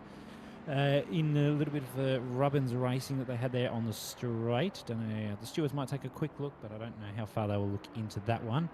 But Jared Ellis leads lap 1 after starting pole, something Lando Norris can't do, which is something we hope to eventually see him do. Piper, though, fastest lap, that means nothing because that was literally lap 1. Paul Britt's currently sitting P3. He's looking to avenge the win that he lost in race 1, sorry, after that little bit of a tap from Spinazzi. Aiden Squires sitting there. Let's have a quick look at the replay of the start. It was a really bad start there from Nicholson. And, down to turn 1. That's not 4 wide. No, 3 wide. That's still not good. And ooh, there's a lot going on there. A little bit of tap. Nothing to worry about here at this point. That's okay, nice and clean. Let's have a look at the front again. So this is Rondinella and Ellis. Slade got spun around after turn 2, after starting P4. Britt just sat there nicely. Atkinson was having absolutely none of it. And let's have a look. I don't think that Atkinson left enough room for Rondinella there, so I'll let the stewards leave go ahead on that one. That's why I see that. Slade definitely the worst to come off of all of that, and I don't think he really had any fault to do with it as well. No, it was a bit unfortunate there. He just sort of was there, and then it was, yeah, he just got. He didn't even get hit by anyone. He was just trying to arrest the speed while still going sideways somewhat. Unfortunately, he's got a big recovery ahead. Unfortunate there for Slade. We can have a look at the replay with a couple of more incidents later. We can see some yellow flags a little bit further back on the track. 45 is Nicholson. He's round. That's Wesley Yao. It's off as well. He's had an absolute shocker of an evening. I don't know if he's going to continue. If he's stopped there, he might continue on. He is our promo. He's back in the pits. He's had enough. Jared Ellis goes fastest. 50. No, Atkinson goes fastest. Just give it a minute for the fastest lap bot to work itself out. But at the moment, Ben Piper is all over Jared Ellis. But I think Paul Britt's going to be all over Piper in just a minute. Oh, great exit. A little bit bumpy. McLaren should pull on the Bentley on the straight with a slipstream. But the Bentley could have a slipstream from Ellis, so it could get a bit close, but he needs to really bunch up with Ellis here, Piper, if he wants any sort of chance of not losing out hugely to Britt. But Britt's just absolutely mastered that exit. Let's see if he does it again. He does, but of course the Bentley has a huge amount of torque, so it always pulls really good out of the corners. But when getting off the straight, it should top out before the McLaren. Britt will know, being the experienced man that he is. Let's see how it goes. Yeah, but is it going to be enough? Getting the slipstream.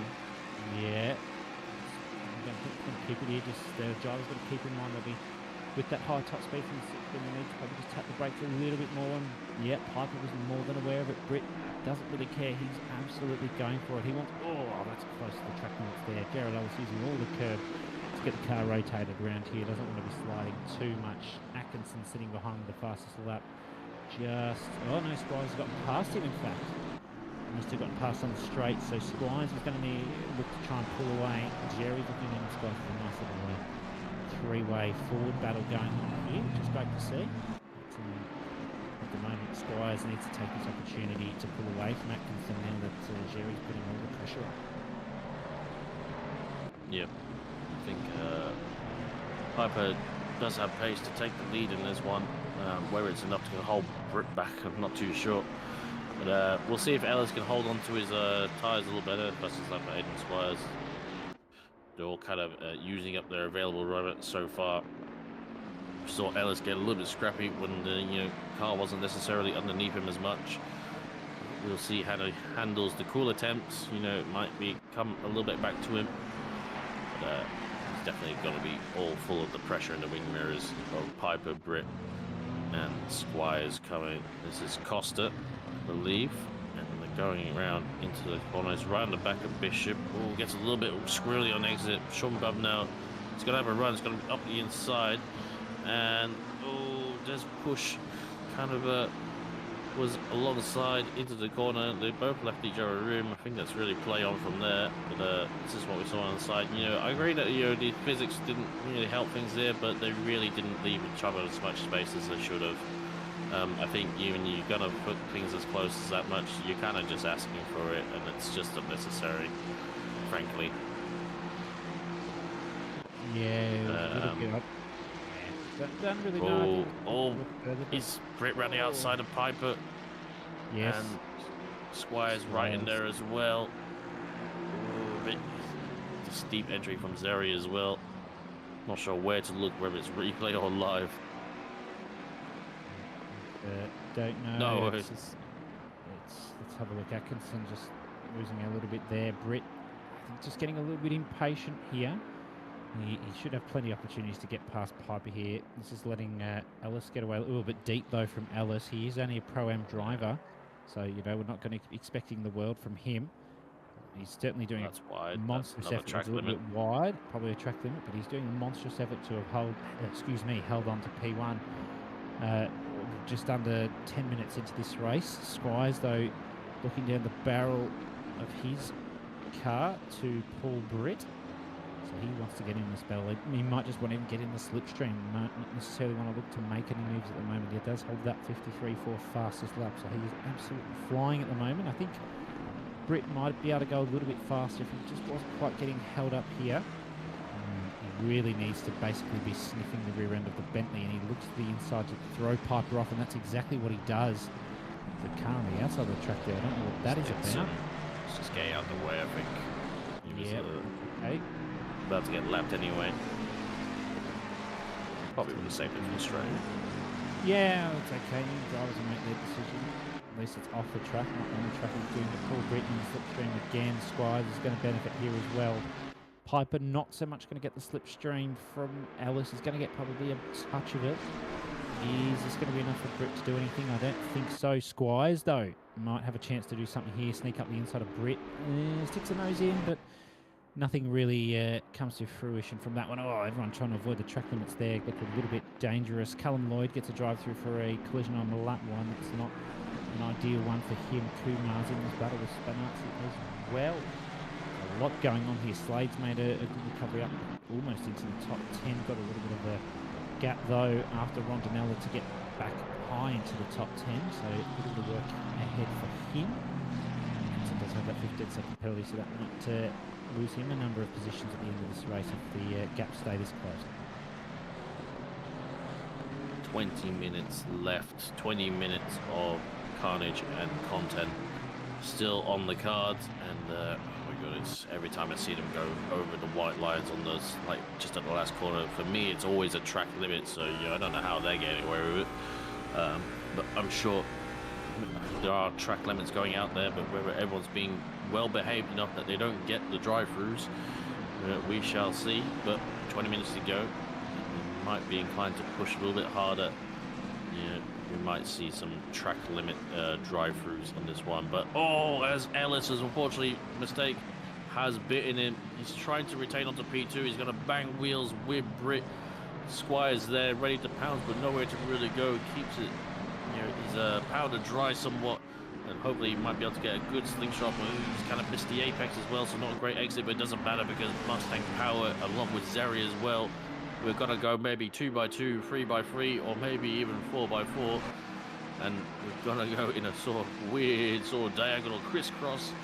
And yes, the mistake from Ellis has unfortunately hurt him badly, as Zeri now got to look to the inside of Brit as well, but nothing really happening there. Oh, Brit, no! Ellis, and manages to hit him again. He pants around, but I think that's Atkinson and Squires going for a secondary hit as well on the back there. As cars have been caught up. Yep. There was an exit stage left from someone. I don't quite know. That was Squires, I think. No, was it? No, I'm not quite sure. There's an exit stage left though, which is the not Black ideal. Mustang. Yep, I'm smelling a penalty for Brit there. Just Ellis turned in when Brit was looking to the inside, and Stewart will probably give him a bit of a slapping for that one. He kept him on track. No arguments there, but here we go. Let's have it down the inside. Here's Bub now, Bishop, I think. And can he get it done? Bishop will have to... Ooh! That always scares me when that happens. Bub now might sneak this up. He's going to understeer a little bit. And he saves it, but could have been maybe a bit more there for it. Did a good job not to just clatter into the mastermind and kind of sacrifice himself into a half spin in avoidance. But unfortunately, Squire's now been bumped down to P9, so yeah, I think him and Atkinson, not too sure. And I wasn't really even looking at Brit and Ellis somewhat as well. I was looking at Zeri. It's all happening here. See now. So Squires is on the outside. He's nothing really doing here, but we see the McLaren of the laundry house car. He's not alongside the McLaren, but it's a difference of entry. And oh dear, that could be a hit. And then Atkinson kind of clears into Squires, who's slowed up as well as a result of all the stuff that was happening ahead of him. I think that might be a penalty for Atkinson as well, because you can't just full throttle it into the car that's still there. He was ahead. I don't know. We're gonna leave that to the stewards. Oh my goodness me! Another one. Oh, nearly danger. Atkinson, I was worried that just a weird line that Ellis took there. I thought that Atkinson was a little bit close up there, but that's okay. Busquets is putting a lot of pressure on Atkinson at the moment, so I think he needs to focus all his attention on keeping Busquets behind, trying to pull that gap using slipstream of Ellison, trying to do it possible, but Spinazzi also wants to get into this action. He wants to rise the Slade. He's not in the top 10, so good change for a couple of these drivers that have had those unfortunate incidents where they've lost a couple of positions. And Spinazzi might look to the inside here, and did Kumar grab the outside in case it was a mistake for here, but nothing really came to fruition for him. Bit of a slipstream to determine to keep him in contention and go for some moves. Have a top speed. But Squires will also probably look to get back in on this one. Ellis under a lot of pressure with 4 cars behind that look to be a bit more racier than him, but they're all battling. Mistake from Atkinson. What can Busquets do? Spinazzi got a fantastic exit. I don't think you want to put this one up the inside and doesn't. And Busquets puts the nose out, but nothing comes either. But maybe this 7 bajillion car slipstream might do something. We all slipstream each other, or create a super slipstream. But yes, it's all a bit crazy right now. Stam did try to go for a bit of a crisscross on the exit of turn 2, but kind of was a little bit too close to the Mustang and had to check up to avoid going into the back of him.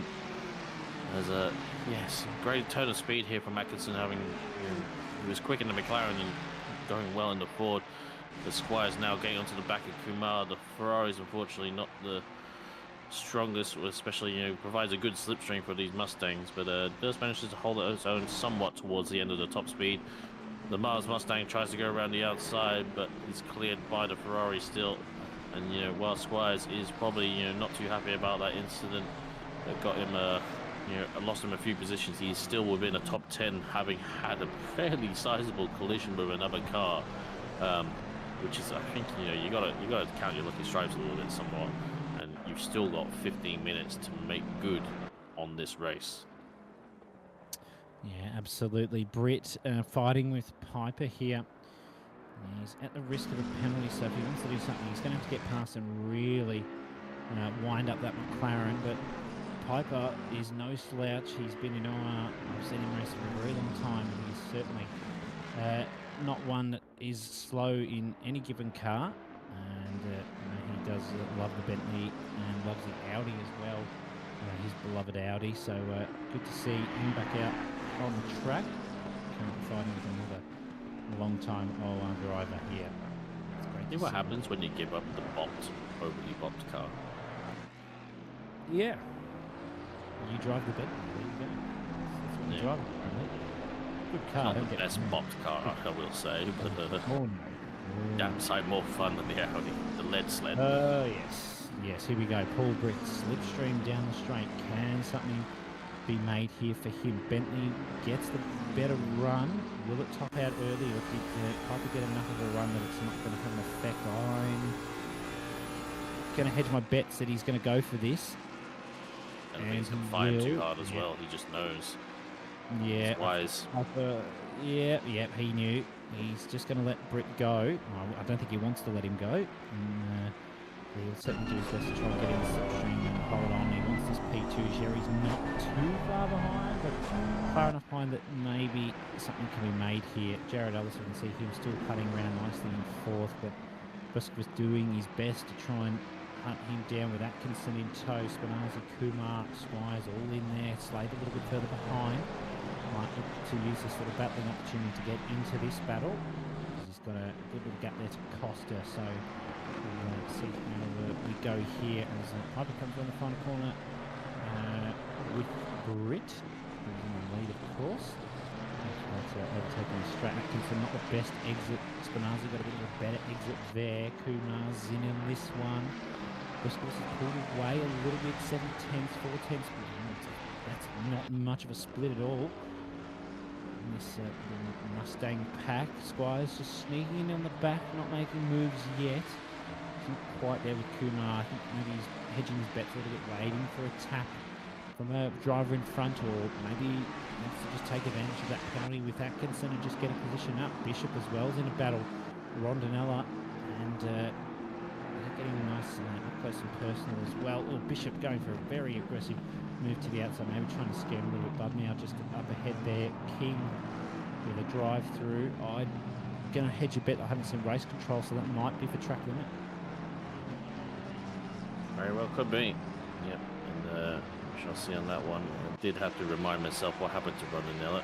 Unfortunately, he did have a penalty. The Stan Boscovich now in the slipstream of Jared Ellis, and is going to blast past the Ferrari as well as a little bit of warping. We've seen that over a few cars. I'm not sure if it's a couple of common denominators with the warping, or whether it's anything more than that. But for the most part, it looks fine. But how we know what ACC is like when you get to the high top speeds. It all gets a bit wibbly wobbly.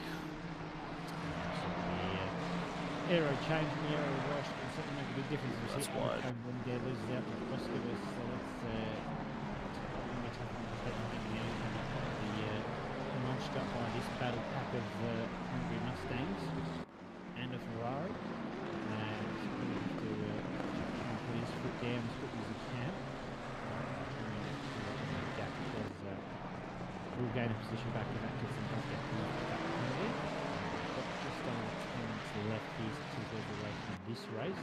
But pulled out a 1.2 second gap to Piper, so he's not concerned now. He's concerned he might get a penalty. Let's see if Piper can hold of Jerry. Jerry's caught up a little bit further behind in this battle pack. Ellis goes side by side with Atkinson down turn 1-2. Oh, I don't know if that was a tap from Ellis or if that was the curb. I wouldn't be shocked if that was the curb that did that. So the Mustang Kumar get to pass. Squires might look in this as well. Spinazzi. Ooh, what's going on here? Ooh, a little bit deep. He's a bit over optimistic, I think. Oh my goodness, Atkinson being over optimistic. Squires gets through. That's a big loss there for Atkinson. Yeah. Where to begin with all that? We'll begin at the start of it. On the start of the lap, Atkinson had a run at Jared Ellis and pulled alongside into turn 1. It looked like there was room given for both of them, and a little bit of door banging. I think maybe Ellis was entitled to a little bit more space. He kind of shuffled off the circuit a little bit and kind of, maybe gave a little bit of the elbow back in return, as I think Atkinson could have probably left a bit more space for, because Jared, they were side by side into the corner there, and you can't just push them all the way off the line. And Squires tries to get up the inside. Atkinson subsequently gives Mr. Kumar a tap as well. And, scary indeed. Spinazzi's just trying to get through in one piece in this car. I think Spinazzi's probably the only car, the clean car here as well, one with no markings on it. As does get ahead. Squires ahead of Atkinson with Slade in the background. Slade, what could have been for him, as he unfortunately exits staged off as James Atkinson goes off again. Not too sure what happened there as well. Clatters the cone for good measure as well, with Costa just behind him, but Slade has gone ahead now into P10, P9, I should say. Atkinson got a 15-second penalty. He's had that pretty much since the first only couple of laps, so it was always going to be difficult for him. But he's shown good pace, but might need to brush up a little bit more for next week. Absolutely, just a couple of clinching moments there, but drivers getting through relatively unscathed. Slade looking on Squires. He's in on this battle now. A bit of a tap around the outside. Can we go a lap without contact, please? No, we can't. Slade has to challenge impossible. Yeah, challenge possible, but even if Slade had that done around the outside, he would have had to give that position back as he did that off the track. He's done nicely. He's just sitting in the slipstream. Ellis is unfortunately dropping back a bit more. He probably dropped back more with Squires and the slipstream. Oh my goodness, that had me scared. Do not go 3 wide here, people. Squires needs to just, he's backing off. Slade going to take advantage of him backing off though, maybe around the outside. And Squires went deep just to probably cover him off a little bit, I would say. It was a bit of a strategic play there. Double right-handed now. Oh, Squires. Oh, Slade's going to stick his nose in. I will be doing that. Backs out. Good one. Nicholson gets a front unsafe rejoin as well. That's not good. That's a bit, Ellis has gone to the shadow realm. Yeah, that's not a good one for him. Squires, though, inherits a position from that. It's just a lot of argy-bargy going on here. Atkinson trying to make his way back up. Not that it's going to make a huge difference with that penalty, but it is what it is. There'd be NASCAR's and BTCC drivers going like, steady on, guys. Right. Yeah, it would be. I know this is what we want as well, but it doesn't make it any harder to watch it. I'm loving it and just like crapping my pants at the same time. Yeah, I never know how I feel. Just under 7 minutes to go here. And, through turn 1, 2. He's Ricard. Let's have a look. Rondinella is in the battle here. They've got a big gap to Bub now, so they've got a little bit of time to fight. Down to this section here to bring us on to the straight. Let's see. Greco handles this one. He's got pretty good top end speed, so he's going to need that slipstream probably just to stay with him. He might look for a pass if he gets a good exit, and Rondinella doesn't. Well, Rondinella got a pretty mega exit there. Greco didn't so much cast them a little bit, and I think someone's off. Huge advantage here. Someone's off. It's car 7. Is that Costa? That is Costa. I believe that's the dot that's just going, but it was someone way off in the inside, just coming onto the straight there, or on the outside. So I think that's a free spot for all of these tries. Thank you to Brent as well for these replays. Yes, a little bit odd here. We shall see. And oof, massive. That could be TC1. I'd be surprised. It's quite weird, that one. Yeah, it's a little bit odd. It actually outside that really outside part of the track does have very little grip. I have a slid down myself as well, so wouldn't be shocked if it just with how wide he went. It was a little bit vicious. Paul Cranich, round of applause for him, currently sitting in the top 20 with 5 minutes to go and fighting with Marsh. Oh, he's in a Marsh sandwich. They're not related, by the way, just if anyone asks. They're not related, but Marsh sandwich is in here. Cranich, the meat in the sandwich. Also, people don't bring up that sandwich debate. It's just like, it's technically a Cranich sandwich because, you don't say the bread sandwich. Shut up.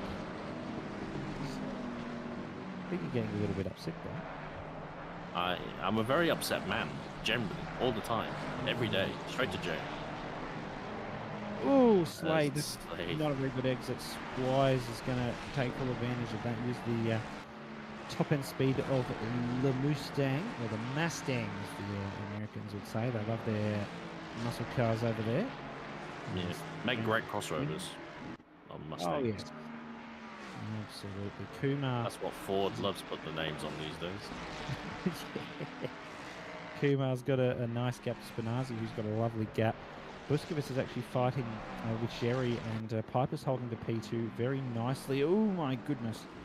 Another one there from Squires, and Atkinson just admits to defeat and just takes the track limit warning there, decides he wasn't going to get back on the track really in time there for not get a warning. And there's another warning on the screen. Slade going hilariously wide. And I think we've only seen one drive through for a track limit so far. Let's see if that changes with 3.5 minutes to go. I just know I'm going to get a drive through tomorrow. Ooh! Ball break. It registered in my brain for a ball break 37.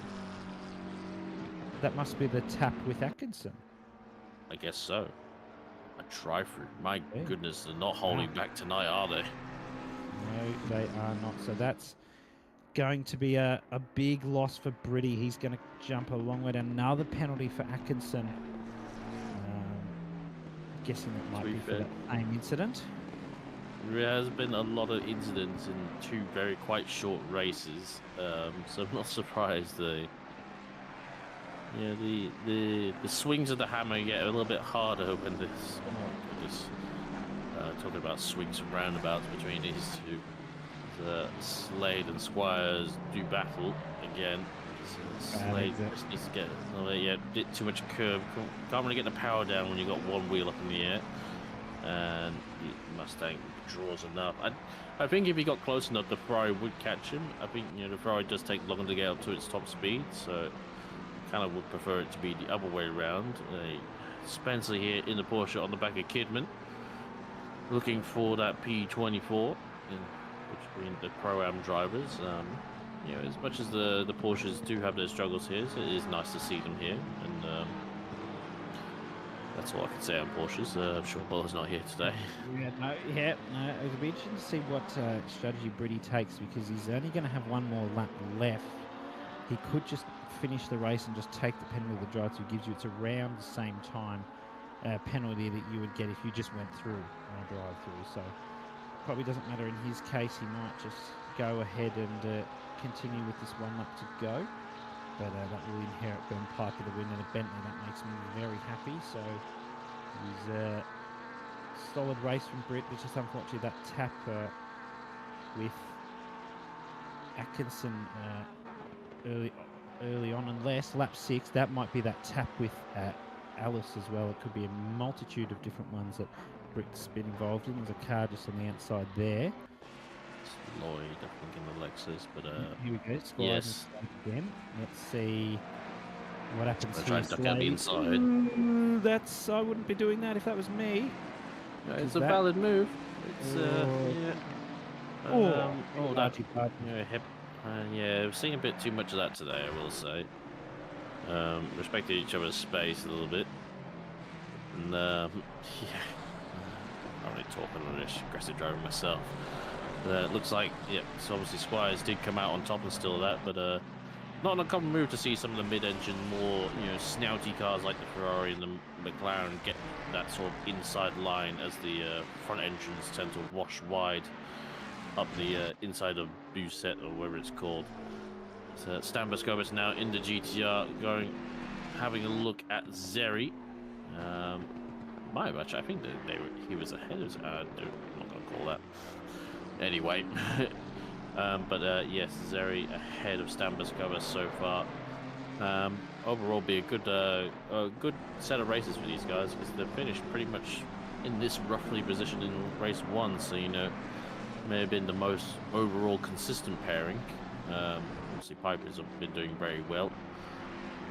Zeri, I think, with P3 so far. P3 as Slade now up the inside and has gotten the move done on Squires. I will hopefully see if he can get into there, but he's looking for a gap that maybe not be even there. And frankly, Squires still gets it stopped for the corner. I was a bit worried he was going to be scared off the circuit a little bit with the Mustang having its nose where he wasn't expecting to. Yeah, absolutely. Well, Jared Ellis gets a 15-second penalty for a collision on lap 12. So Britt takes the win, but will lose it out with the penalty. So Piper will inherit the win and does so. Jerry will take P2. Busquets will take P3. Spinazzi with P4. Kumar and Slade as well will be in on that Marsh. And Kranich very close. Other Marsh as well. Just copped a drive through. I think that's for track limits. He copped that on the final lap there. Jared Byrne going to finish inside the top 20. So a nice solid effort from him. And Ben Winton comes across the line as well. Kidman, Stockton not too far behind. Spencer's in there as well. King, Cully, Wood and Nicholson a little bit further back in this race after some penalties and incidents. You can see Kidman even there. Has some damage.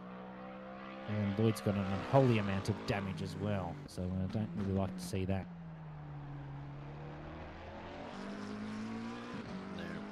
That will be an eventful set of races. We'll split yellow, setting the bar somewhere for the rest of the splits. Has split yellow. We shall see with split green coming along very shortly. It's Phil McCulley with a very sorry-looking Mercedes. Not as good race as his race 1 was, but we'll quickly go through the standings and then hand it over to our split green crew in the tables here we'll go through race 1. Overall it was Spinazzi followed by Squires and Buscovas for overall. For silver, obviously it's Squires again and Buscovas and Piper for the top 3. Pro-Am is headed up by Slade, Atkinson and Ellis. And for AM class for race 1 was McCulley, Marsh, and Winton making up the top 3. Race 2 that was just concluded overall will be Piper, Zeri, and Buscovas, followed by silver headed up by Piper, Zeri, and Buscovas again. And Pro-Am will be Slade, Price Davis, Bishop, and just again for our AMs, Kranich, P1, the rise of Kranich, followed by Winton and D. Marsh. Absolutely. Closing thoughts, Mr. Hobbs. Yeah, well, there's a lot of penalties, and we'll try and wrap this up as quick as possible. Lots of penalties, lots of good racing, bit of argy-bargy. I feel sorry for the stewards. Yep. Rest in pieces, stewards. But hopefully we'll hand things over to Split Green. I believe we were meant to also, we'll probably do it in post with the chocolate things or whatever we're doing with that one. We'll do things in post, I'm sure, with the community guys. But yes, thank you for joining us. We'll quickly hand over to our Split Greens, but I'm sure we'll probably take a short interlude. So that'll be it from me and Mitch Hobbs for now. Absolutely.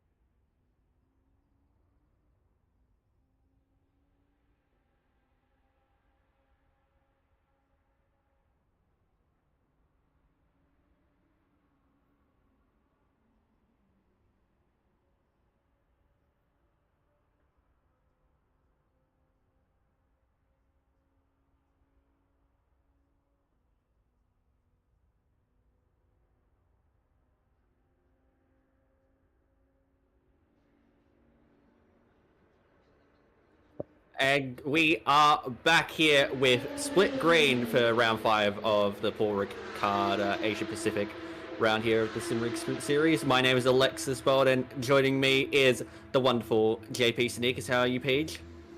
I am very well, thank you. I am quite excited about some good racing at Paul Ricard. Not that we saw only good racing in the previous races, but you know, it's always the case after a long break. Hopefully Split Green can clean it up a little bit.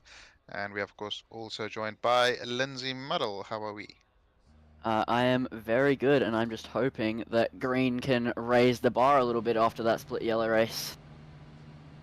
Yes, certainly. It's nice to have you here too, Lindsay, as we look down the beautiful chocolate order M&Ms, the Cadbury double-deckers there for Mr. Hill. Someone has unfortunately not gotten the memo. That's Barker there in the Milwaukee car. Ah, yes, there's the Kit Kats that I've been wanting to see. That's a high effort livery there. Very high effort, yes, indeed. Just slap a Kit Kat on it. That'll do. That's fine. Ah, but did you see the front? It had Caterpillar. It had Erpillar, I believe, rubbed out of it, and just had a kit added to it. Okay, well. Oh, Bounty! Oh, sorry. Excuse me. yeah, that's certainly a choice there, Mr. Carter. Pascal Armstrong and Justin, two M-Class drivers there, P12, P13.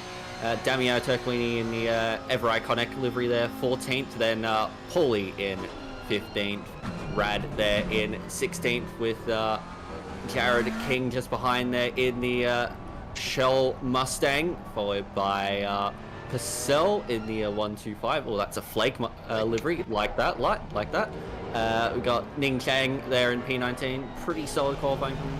Then the old gold, love the old gold for Brando there. Zikri in P21, the 227 Mercedes. Then we have Wright in the 67 Mustang, Foxtrot in the number 6 Ferrari. Oh dear, things getting a little bit congested there. Austin in the 121 Porsche. Then we have Foster in the 604 McLaren, Symes in the 65 Aston, and then Beaton there in last place on the 43 McLaren. Got a couple of drivers following the theming of the week, which is, of course, chocolate-inspired liveries. In fact, that is certainly a chocolate-inspired livery there from Mr. Cook, as we see the Darrell Lee of Benjamin Hignett there. So you got Cook, Hignett, Taufik, Hill, and Barkey, your top 5. That's a very, very solid top 5 there. No real surprises in there, I would say. Weatherburn probably a little bit disappointed with that. And McAdam is another driver who would usually try and be towards that top 5, but maybe just couldn't get a lap together in quali. As we all know, a very, very tricky track to get a lap together, especially it's so easy to invalidate the lap here. Not that I've ever done that in an important qualifying session, but yeah, everybody puts on. We didn't see any of the times, but given the quality of the drivers, I'm assuming there were some pretty spicy times near the top, and I think it'll be a pretty interesting race based on the previous races. Overtaking, a bit of a tricky one. Some of the cars not quite able to do it on the straight, so need to get some interesting moves done.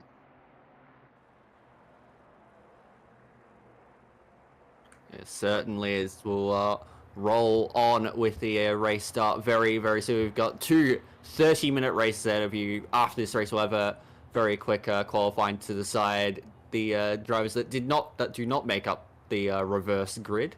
But for now, we'll focus on race 1. We've got, I believe, 27 cars on the grid here at Paul Ricard. Beautiful racetrack in the heartlands of France, and we are underway. Half an hour we go, and Cook has gotten off to a very good start. There's a lot of congestion in the midfield there, going 4 wide. It's not going to end well as we head into the variation S's.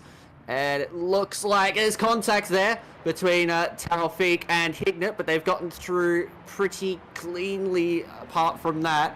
No yellow flags further behind, and they seem to be behaving themselves so far, but we'll see how they go as we enter Virage de l'Hotel.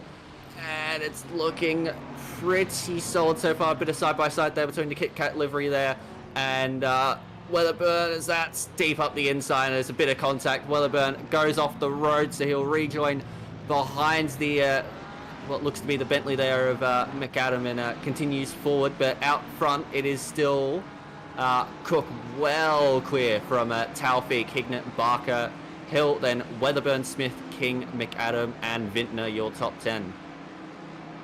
Yeah, that was a dream start for Cook there. Taufik and Hignett coming to blows and just costing themselves a bunch of time and allowing Cook to build that gap. And he is clear of the slipstream, clear of worrying about being overtaken on the straight. The back there, it looks like there's 3-4 abreast there.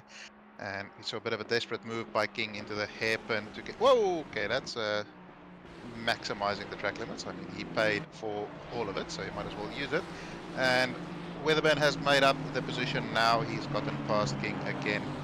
He's on the back of McAdam here, and is that in McLaren? That is Dylan King, who has also joined this little fight. So things getting really, really spicy in this battle here for P6. Yeah, it always just gets a bit congested, especially on such a track like this. It's pretty long, but then the big straight causes a lot of slipstream pile-ups there, as we're just going to have a little bit of a replay here from lap 1 going into this ending of sector 1, just going into the right-left. What's happening here between the two Mustangs? Oh, wow, just a bit of a late on the brakes maneuver there from the Kit Kat car there, just to go up the inside and make a bit of contact. Finally, this is race 2 in the second split. Oh, race 1 in the second split, sorry. Confusing yourself a little bit there, Paige. Yep, no, I'm very good at math, so I was right eventually. There was a correct answer was in there somewhere. But yeah, so it'll be interesting to see what Weatherburn can do versus the Bentley. The Bentley doesn't have a slipstream, and as a fellow Bentley enjoyer, I can tell McAdam that he has a slight pace disadvantage on the straight. But the Bentley is very good in the first half of the straight, so it allows it to somewhat defend. But let's see what the Ford is able to do as they come towards the end of the straight. Weatherburn doesn't appear to be pulling alongside just quite yet. Moves out right at the last minute. Is he alongside? I'm not 100% sure if he made that stick. No, McAdam able to defend it. And that is some good defensive driving there from McAdam. That's a little bit deep from King. It might allow Vintner to have a little look, but he's managed to tidy it up nicely there. A little bit happening down the straight there on the Mistral, as you would expect around here. It's slipstream first. That's very, very loose from Dylan Smith getting all out of shape, and that allows Ben Vintner and the so far King slow entry to make his way through up into P9 in this race, and he'll now be chasing up Dylan King as Brad Cook continues to set fastest lap of the race with a 53.4. We'll get a little bit of a replay of that moment for Dylan Smith up ahead. You'll see just on the exit here, just maybe a little bit over eager on the curb, and that is easy as you'd like for Ben Vintner. You'll be sending the thank you cards already. Yeah, he'll be looking to build a little bit of a gap and start closing up towards King ahead of him and get involved in that battle. None of those guys are able to build any noticeable gaps just quite yet. Really, the only gap in that sort of top 5 is Cook to Taufik, and then a little bit of a gap from McAdam to Hill, and then it's pretty much nose to tail all the way down to P19 roughly at this stage. So Yeah, that P21, P20 abouts at the moment from what I'm seeing. Gap between P20 and P21 there is about 3.1 seconds, so it's all very, very tight in this field at the moment. Yeah, that is the one thing about Paul Ricard. As much as I despise hot lapping it, it always makes for not necessarily good racing, but it makes for close racing. And because there's so much runoff, incidents don't always have quite the severe impact that they might have at other tracks. Get a replay here of, I'm not sure exactly who's involved. Mustang and a Porsche. Mustang with a very late ascent, tidies it up nicely, gives him the space, and then doesn't give him the space, and then bonks him a second time into the hairpin. Porsche keeps on going. Yeah, just a bit of a... Yeah, no, my bad. Yeah, just a bit of a weird incident there. He just kind of didn't make it into the corner and just decided to put his foot in the mid corner. Oh, we see the Aston Martin there going very, very wide, as that is Rando, I believe, in the old gold. Aston just having a big moment there and almost not collecting it through the rest of the sector. But yeah, that incident was just a bit of an odd one. Just they kept their foot in the middle of the corner, even though they're running out wide, and it just caused 2 pieces of unnecessary contact. So we see John Carter get a 15-second penalty for an incident there on lap 1. So the preference of the bounty chocolate is backfired there for Mr. Carter on this occasion, unfortunately. So he'll probably be looking to try again in the next race, get something good in the qualifying to put him in the best possible shape going in the race 2. Yoda Weatherburn still all over the back of McAdam, but Bentley is just good enough onto the straight to sort of give himself that little bit of breathing room, and it would have to be a fairly desperate move at the end of the straight from Yoda to really try and get an overtake done. He's not close enough on this occasion, and Aston Martin of King there gets very close to the back of Weatherburn. Does he send it up inside? Fortunately not. That is not a good place to poke the nose in. It's something you see very often because the racing line is such a wide line. People always think it's a good idea to poke the nose in there, and then all of a sudden the gap disappears and it's difficult. Yeah, I've had experience there of trying the move there, and it never, ever really works out unless the driver on the outside pays close attention. As we got the number 23 around, that is red. Yep, unfortunate there for the McLaren, and he's going to have to wait for the whole field to go through until he himself can get back underway. And looks like we've got another car there, the 43 as well. So a few cars involved in a bit of an incident there at Bendor Corner. Of course, Bendor are very infamous around here, not just as a corner, but for one such rejoin that has occurred in Octane Online Racing history. I have no idea what you're referring to. Can you expand on this as we get a replay here of what happened between Jared and this is Beaton? Was Jared also involved in the same incident? Beaton was also. Oh, okay. No. Okay, yes, he was. Okay, that's stationary car, and yeah. Not a lot of time to avoid it, unfortunately. I'll just dive around the outside of this. Oh, there's another car park there. Oh my goodness. Okay, well, that's both of our days ruined, unfortunately. So at the front, it looks as though Cook just has a distinct pace advantage over Taufik, but Hignett is definitely keeping Taufik very, very honest. And then Barker has dropped off a little bit, and he's under all sorts of pressure from Hill. McAdam has dropped off a little bit, and he's under all sorts of pressure from about half the field. And then there's some gaps sort of towards that P11 that's starting to form, and that is good news for Smith in the Mustang, as he is currently sitting in reverse grid pole.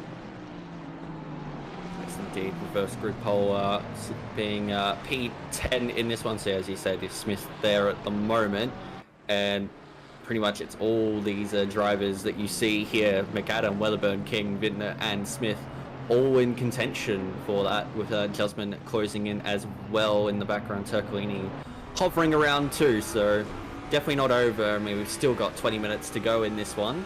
McAdam's been doing a pretty solid job at defending against Weatherburn so far. You did see Weatherburn have a go into Beausset, but couldn't really do a whole lot with it. As we now see a little bit of fight going on between, what was that, King and Vintner, and Smith had to react to the braking of Vintner and go a bit wide. We'll have to see if that's lost in position. It hasn't, but Jusman's right on the back of him now, as we see Vintner. Does he dive it up the inside of Hotel? No, he does not. So he holds position for now, but it's getting feisty here in split green. Yeah, a lot of... Sorry, go ahead, Linda. You go. No, we're seeing a question from Fadli in chat, and he's racing in the next race, so but it is a good time to just clear it up. There are 2 30-minute races, and then for the second race, the top 10 will be a reverse grid, and everybody from P11 down will do another qualification to decide who starts P11. So, yeah, always good fun to see, and it also gives people who have a bit of a dismal race one a good chance to get some recovery points. As we see Jusman next to Smith. Is he going to clear him by the time they reach the braking? Smith takes... okay. Smith takes the smart choice and sort of backs out of it, but Jusman still does a little celebratory drift there just to rub it in his face, and he takes P10 to get into reverse grid ball. Get another penalty there for Tim Wright, 10-second penalty for causing a collision on lap 3. Not too many penalties so far. This race certainly been cleaner than split yellow was, although that's not a really high bar to clear. It definitely has. It is not a high bar to clear, as you were saying. Hopefully, Hill just stays behind there, doesn't go for it. Yeah. We have had our fair share of moments already, but nowhere near as bad as yellow was. I think we've had a good couple of close calls, but nothing too serious just yet.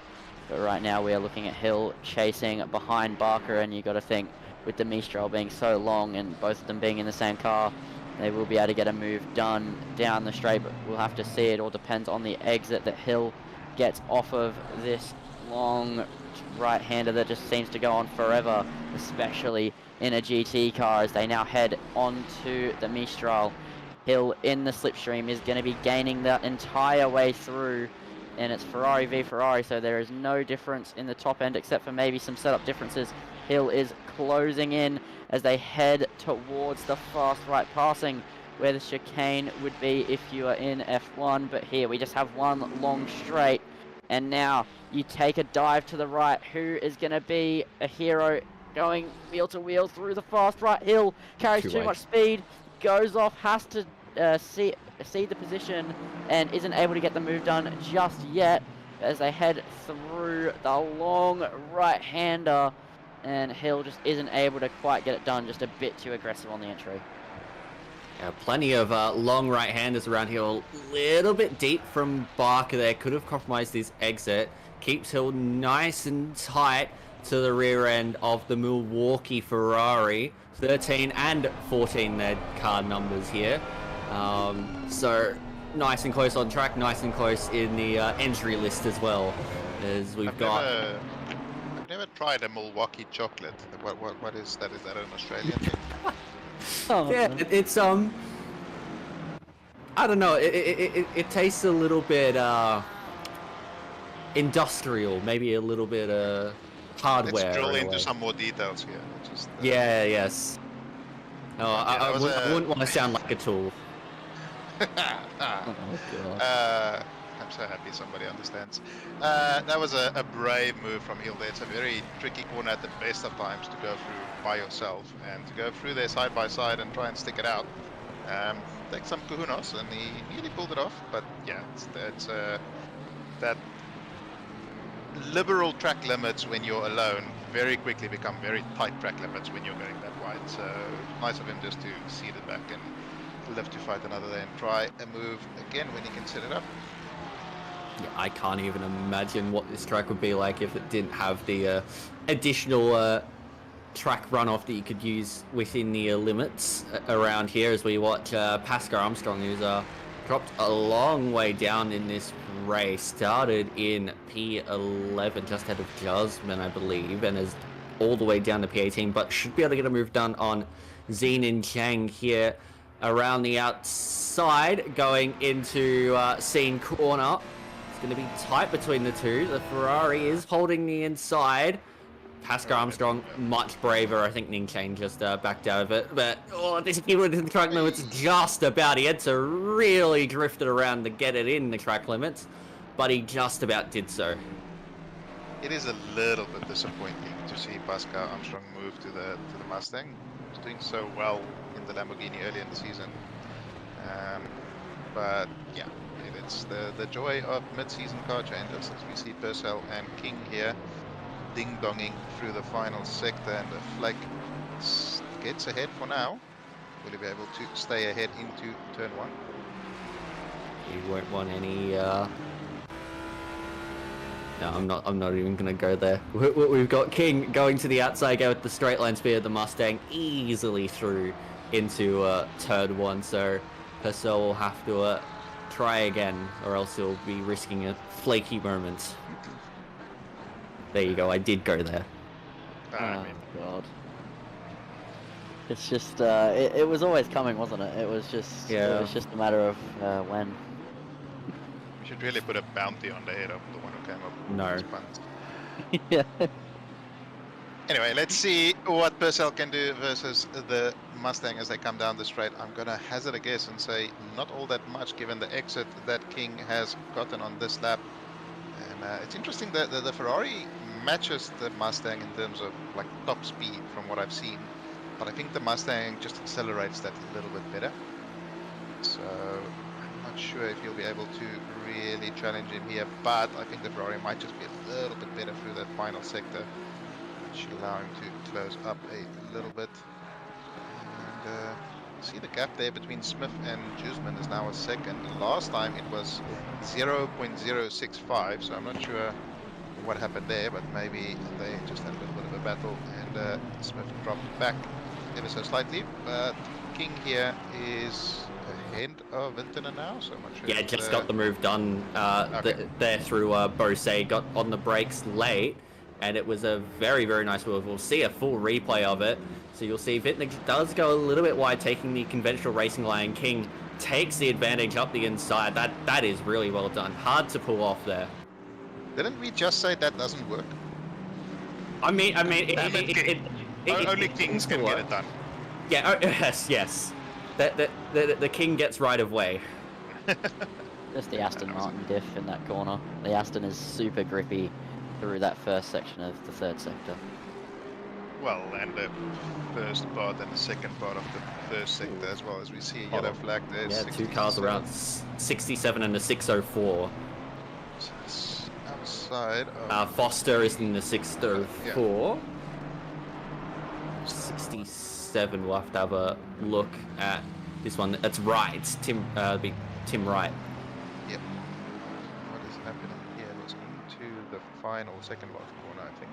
Oh no, please no, please no, Oh, please no. no, please no. Okay.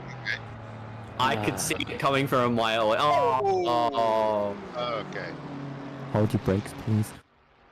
That's just not right. Get it? It was right. Get it? Yeah. Hmm. Going heel over the back. I mean, like, the first two letters of the surnames is also the first two letters of wrong, so... That's fair. But this is a hill I'll die on. As Graham is all over the back of Barker here. He's really piling the pressure on, but Barker just placing the car nicely. Defending smartly, not defending empty air. And yeah, so far Hill has had like one real attempt and that didn't quite come off. You see Smith closing in on Jusman again. That gap now 7/10 again in the top 5. Everybody has started sort of top 3 at least. Everybody started gapping each other a little bit. Tafik seems to have gotten a handle on the pace that Cook is running at. Whether Cook is just sort of managing tires a little bit or Tafik has finally figured it out, but that gap has sort of stabilized. But these guys with all their battling, oh, big drift. All their battling, they've lost touch with Hignett, but they've also allowed McAdam to close right in on the back of them now. So that little battle for P4 is very quickly becoming a battle of 3 cars. Yes, indeed. And even with a short 30-minute race around here, tire wear is always going to be a factor with how... I mean, it's not too bad on the track temperature today, but even then, with how many long corners you have around here, that it's very, very tough on the tires. And I think the Mustangs would be even worse on the tires than what the Ferraris would be. So maybe that's coming into Taufik's favor a little bit. Although, as I say, he's just dropped 2/10 in a sector. But that was the middle sector, which is all just a straight, basically. The left front absolutely dies of death here, so especially in these slightly warmer conditions as well. Not going to be fun for the front engine cars, and the Mustang is known for many things, but tire wear and holding onto its tires are not necessarily high on that list. Oh, that's Oh my brave. there going just about side by side between King and Purcell. They're still really going at it, and Purcell's going to have a little bit of a dive here, but he backs out of it. That was smart, as if he held that nose in there, that was going to be a bit of a crumble there. Yeah. Okay. Yep. I thought you were just gonna go back to the. I thought you were gonna go to the repeating joke, and then you paused and you went for crumble. Just Some of these jokes are really making me stinker. Peach, that was. What? That was good. Oh, gosh, that was. He's lost the position now. The McAdam, yes. So trying to make them. It was Barker actually getting through. It looks like, just based on. No, Barker was ahead. Oh, unless Hill got through. Yeah, because Hill was behind when we last saw them. And then the split on long cross the line. It was Hill going side by side with Barker. So here we go. We'll have a look at it now. And he just maybe couldn't quite get it done. I think that battle started a little bit before that. Yeah, definitely. Yeah, I think getting some insider info from Avets that I think Jan is on his final warning. So there's the potential for a drive-through coming very soon. So Adam gets a very poor run through there. That is going to allow Hill to get fairly close to him, but not quite close enough to get anything done. Yep, so Hill is just going to have to bide his time and wait for the next opportunity he is given. Following behind that big boaty Bentley is always very wide, and you can always defend very well with it, but with a car like the Ferrari, surely you can find a way past. As we see Foster with a 15-second time penalty for causing a collision on lap 9, and I'm actually not sure where they are because I don't see them on the leaderboard, as Tim Wright gets a 15-second time penalty for dangerous driving on lap 9. So we saw that incident just a bit earlier on in the replay, as we now see the Bentley of McAdam trying to find a way past Barker at the outside of turn 1. It is going to be difficult to get this one done, but he's going to try go later on the brakes. The Ferrari gets to the apex first, but the Bentley will have the inside for the next portion. Backs out of it. This allows Hill to get around the outside on the exit. And there we go. Hill gets through on McAdam, and now Hill is going to be the one chasing behind Barker. Do you ever get that feeling of deja vu? Yes. So that was pretty much identical to what happened on the previous lap, but a role reversal that he had on the last lap. Hill trying to go for it on Barker and then losing the position to McAdam. This time it was McAdam going for it on Barker and losing the position to Hill. And now, look behind, Weatherburn's there, Vintner's there, King's there, Jusman's a little bit further back, but Smith's right on the back of him, so it's now all to play for this P4 position with about, what, 8 cars separated by about 5 seconds. So here we go, Smith around the outside, going into Scene Corner. It's going to be tight stuff with Jusman. Jusman's going to be very, very brave on the inside. Smith even braver on the outside. Is he going to keep it in the bounce of the track? Well and truly. Now Jusman, he's now at a compromised position unless he really dies for it at the inside of Bose. This is going to converge on one another, but they're being very, very respectful. That's good racing awareness there from Smith. And now Jusman on the outside, Smith on the inside. Smith has the advantage. Oh, Jusman try and get the over and under, the old switcheroo. Can't do it on this occasion, so Smith gets back up into P10, which would put him on reverse grid pole. That is absolutely fantastic racing by both of them. Don't ruin it now.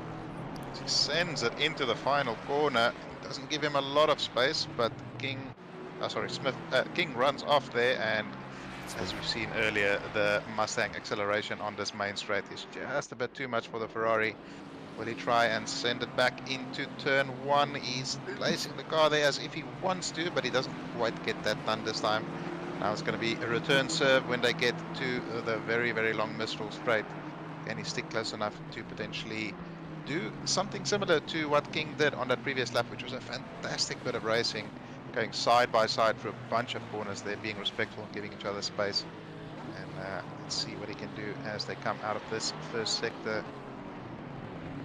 Can he get a good enough run? It's not a bad little run, but Ford is better in this initial acceleration. And I don't think he's going to be close enough to really do anything here. So now we find ourselves moving back to that 3-car train of Barker, Hill and McAdam. So the Bentley still trying to hunt, but Hill is going to go to the outside of Barker at the long right-hander. We've seen it go wrong in this race before. Hill slots in behind. Barker defends the inside. Hill tries to find a way on the inside anyway. Now McAdam trying to get involved around the outside of Bousset as they head into the right. And McAdam might just be able to sneak this one around the outside as they head now into the hairpin, and now late on the brakes goes the Bentley, and Hill tried to find the switchback, couldn't get that one done. This invites Weatherburn and Wittner right into this battle. Will Weatherburn go for it? He thinks about it, he pokes his nose in, makes it known to Hill that he's there, but you were never going to get a move done there as Barker heads a bit wide out as they head towards the final corner. And now Weatherburn really trying to get himself involved into this one. Wittner a bit wide there off at the final corner, but we're going to stay with Hill as he's under pressure from every direction. And Hill trying to, Weatherburn trying to chase down into turn 1, but it is not going to be enough just yet. But with the Mistral straight coming and the Mustang being so quick in a straight line, I think it's a matter of when. This is some brilliant racing there. That was one hell of a move from McAdam around the outside of Hill. Probably helps out from Barker. Maybe just holding up Hill there on the inside, just hoping that McAdam would get involved. And he well and truly did get involved. Now, Barker's going to be under a lot of pressure again going through Scene Club. We'll see what the exit's like for McAdam. He hasn't got it very well executed, very loose there, going through Saint-Berme. And now down the Mistral, it's going to be tight once again between these three. Hill will be getting the double slipstream off of McAdam. McAdam will be getting the slipstream off of Barker, and he is gaining, as is Hill. Hill is gaining a little bit. It's not going to be enough for any of these drivers though, so they're going to stay line astern as we are on the penultimate lap of this race, which has gone by very quickly, has had a lot happen, and has been very entertaining. Yeah, this is some you go. absolutely fantastic racing. I mean, that move from McAdam took some real guts just to send it around the outside there, and a lot of trust in Hill as well. Oh, as he tries to poke a nose up the inside there, not a big gap there. But he had to place a lot of trust in Hill to make sure that there'll be enough space given, and Hill well and truly obliged. Some really good racing. And Barker, he's going to be a sweaty mess after this race. He has been under consistent pressure since the very first lap, but he has handled it beautifully so far. He just needs to manage it for one more lap as Brad Cook goes through the final chicane, or the first chicane for the final time.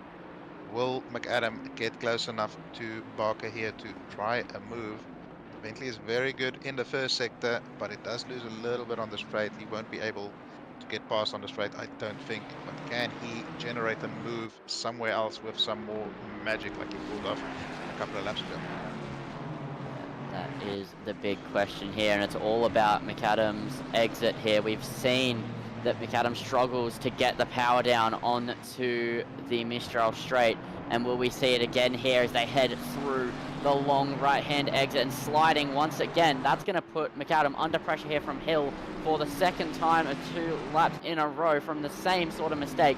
Hill is going to be closing. McAdam, though, does have enough slipstream and is gaining a little bit on Barker, but it might not be enough as they head towards the end of the Mistral. A couple hundred meters to go. They just head through the chicane. The Bentley ever closing in. He's getting closer. He's getting closer. Will he go to the outside? Which way is he going to go if he goes any? He goes to the outside. It's going to be crucial to carry enough speed here. He slots in underneath. Hill tries to get involved. There's a bit of contact there from McAdam on the back of Barker, at least from the camera's perspective. That could have gone very wrong. And now Hill is going to maybe lose out to Weatherburn. Further down the back as Weatherburn pokes his nose up in the inside. This invites Wittner in as well as they head towards the hairpin. Weatherburn goes late on the brakes in the Mustang. Wittner now has his nose on the inside. Hill is having to defend from 2 cars at the same time. Wittner might try it here at the final corner as they head towards the final 2 corners of the lap here at Paul Ricard. And Weatherburn just not able to get it done through the long left, but as they head into the final corner, will we see any heroics? No, not quite. Barker is just going to hold on, and Hill is just going to hold on. So that is Barker who's going to come home in P4. Cook takes the win from Taufik and Hignett, and we see Barker just about holding on to the P4. Then McAdam, Hill, Weatherburn, and Wittner, and then King, and then Dylan Smith rounds out your top 10 with Jusman just in behind. But what a blockbuster finish it was to race number 1 here. Fantastic stuff there. That was brilliant. A lot of action for absolutely nothing to change between P4 and P9, but that was excellent stuff. And as you mentioned, Dylan Smith there in P10, he found the golden ticket. He will be starting on reverse grid pole position for race 2. Jusman just missing out from P11 down. They will have to qualify yet again, but brilliant display there from Split Green. Yeah, no, that was some fantastic racing and very well called there by Lindsay as well. He can finally take a breath.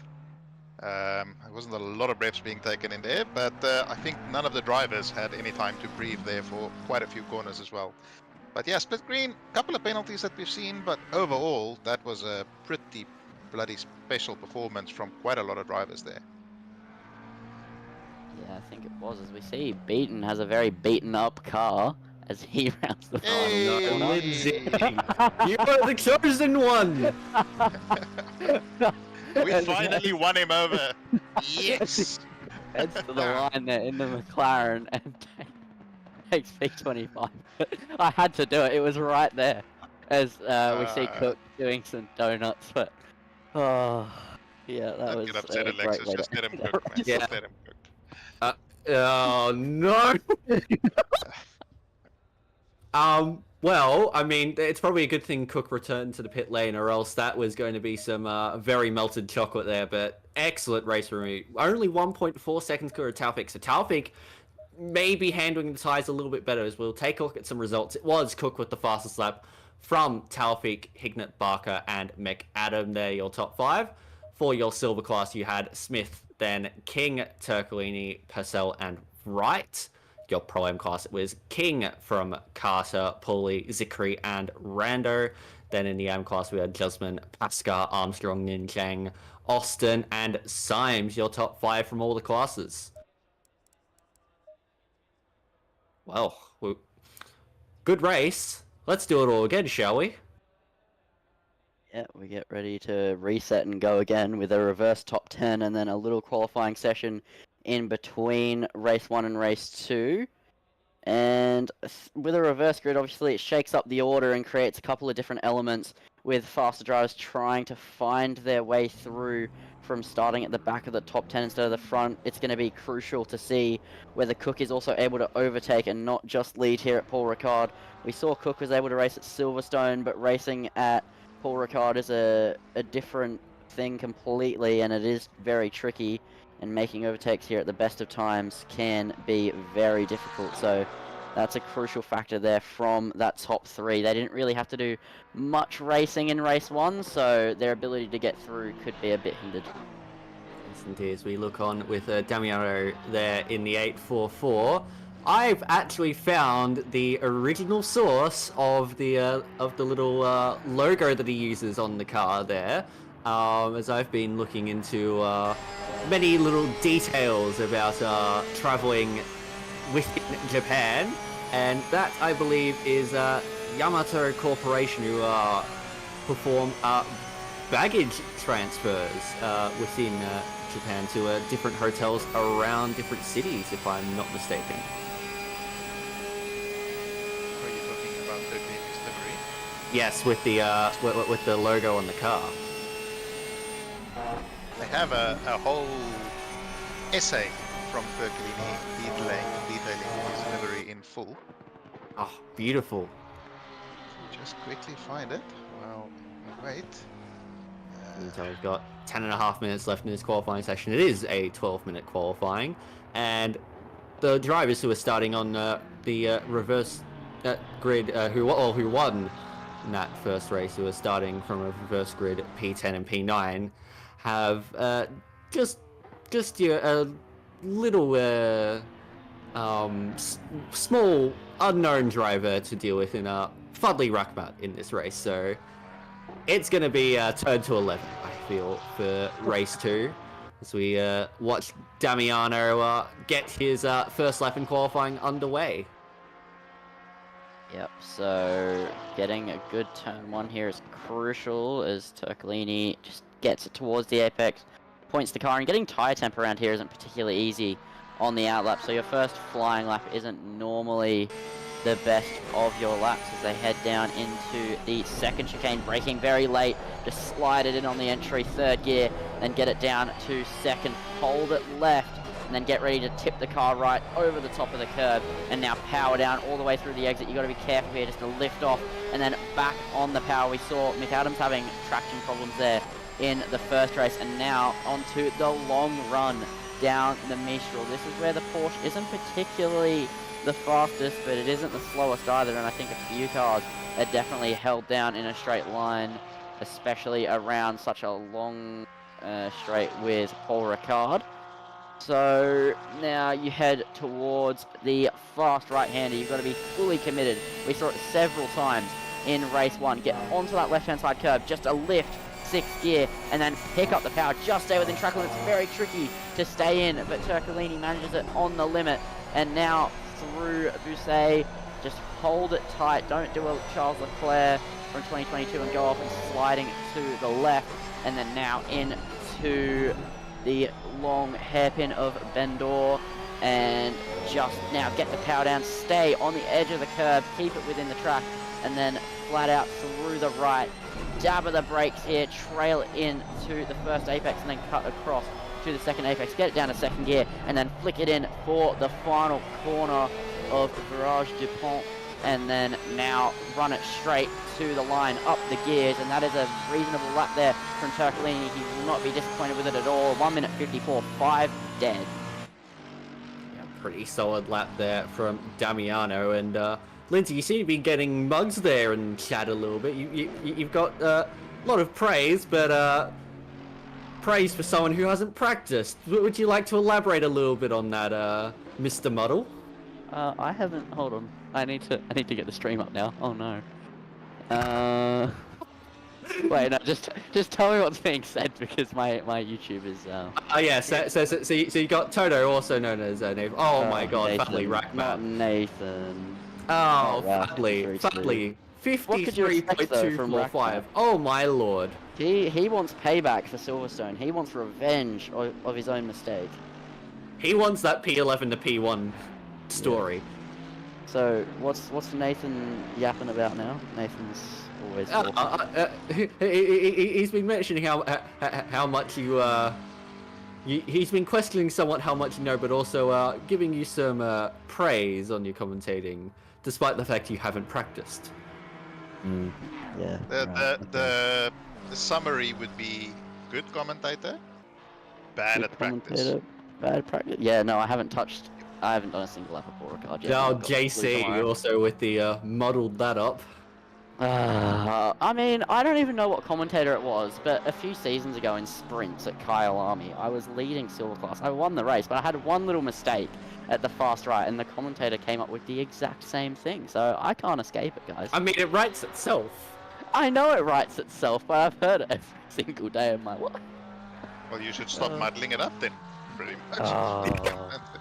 That's crazy. I actually do have some on an off note here though. I do actually have a little bit written up about this track if we want to have some fun facts here.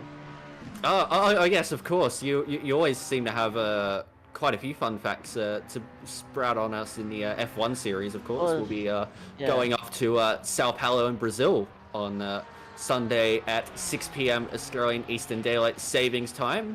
If you'd like to watch that over on Twitch. Yeah. So it's not really fun facts actually. I couldn't find any about this track. It's quite boring in its history. But anyway, Located in Le Castellet, France, Circuit Paul Ricard is a 5.770 kilometer track with this layout. It has 13 corners and a lap record of a 1 minute 40.139 set by Nick De Vries in an LMP2 car back in 2020. The circuit was first discovered and broke ground in June 1969 and was first raced on in April 1970. The circuit has many different layouts, with 7 being FIA graded, and the circuit was slightly changed back in 2019 to accommodate for a pit lane change. And sadly, that's about all this track has history-wise, except for a few big crashes, one including Ayrton Senna in 1985. It also has a sprinkler system that was installed by Bernie Eccleston.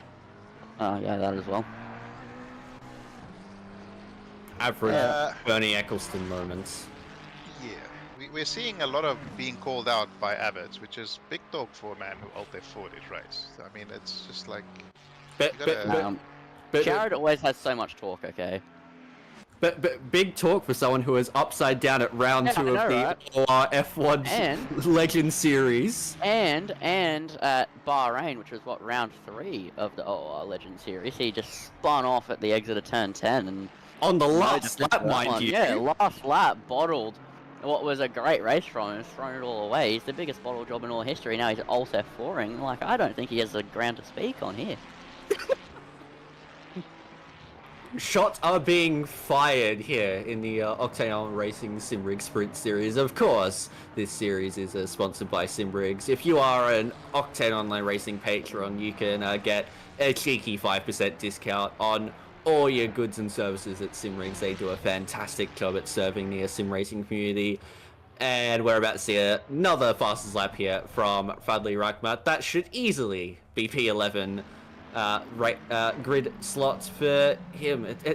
I mean, it doesn't feel right to call it a pole position, but with that sort of time, it's definitely a pole position. Yeah, for sure. Would have been very close to pole in first quali as well, I think. Yeah, you would think likely. so. Yeah, of course we didn't get to see what the times were then, but you would definitely think it would be quite close. That is a very, very, very competitive time around here. I mean, we can probably get a fact check post-race 2 to see what the quali 1 time was compared to Rackmatt's. Yeah, anybody who raced in race 1? Graham Hill, you raced in race 1, if you're still in chat. Can you tell us what pole time was in the first race? Then I have pulled up the quick little fact sheet from Thurkelini on his livery, if anybody is interested. So the full story is that he spent some time in Tokyo and he saw a truck with a cat logo, and after asking around figured out it is a delivery service. It's a mama cat carrying a baby car, or baby cat, I think that might have been a typo, called Yamato Transport. And the extra writing on the car is, like it says in the rear wing, personal computer delivery service, so that would be the primary sponsor.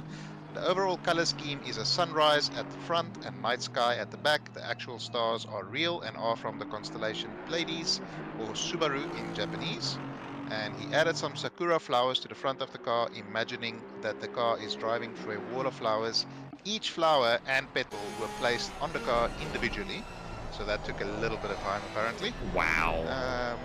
Yeah, and then he has just some other fun facts. His favorite part being Oporto on the rear of the car, where the middle O should be the hot exhaust pipe at night. It took about 6 pieces of text 2 times both sides, and he's quite proud of that one.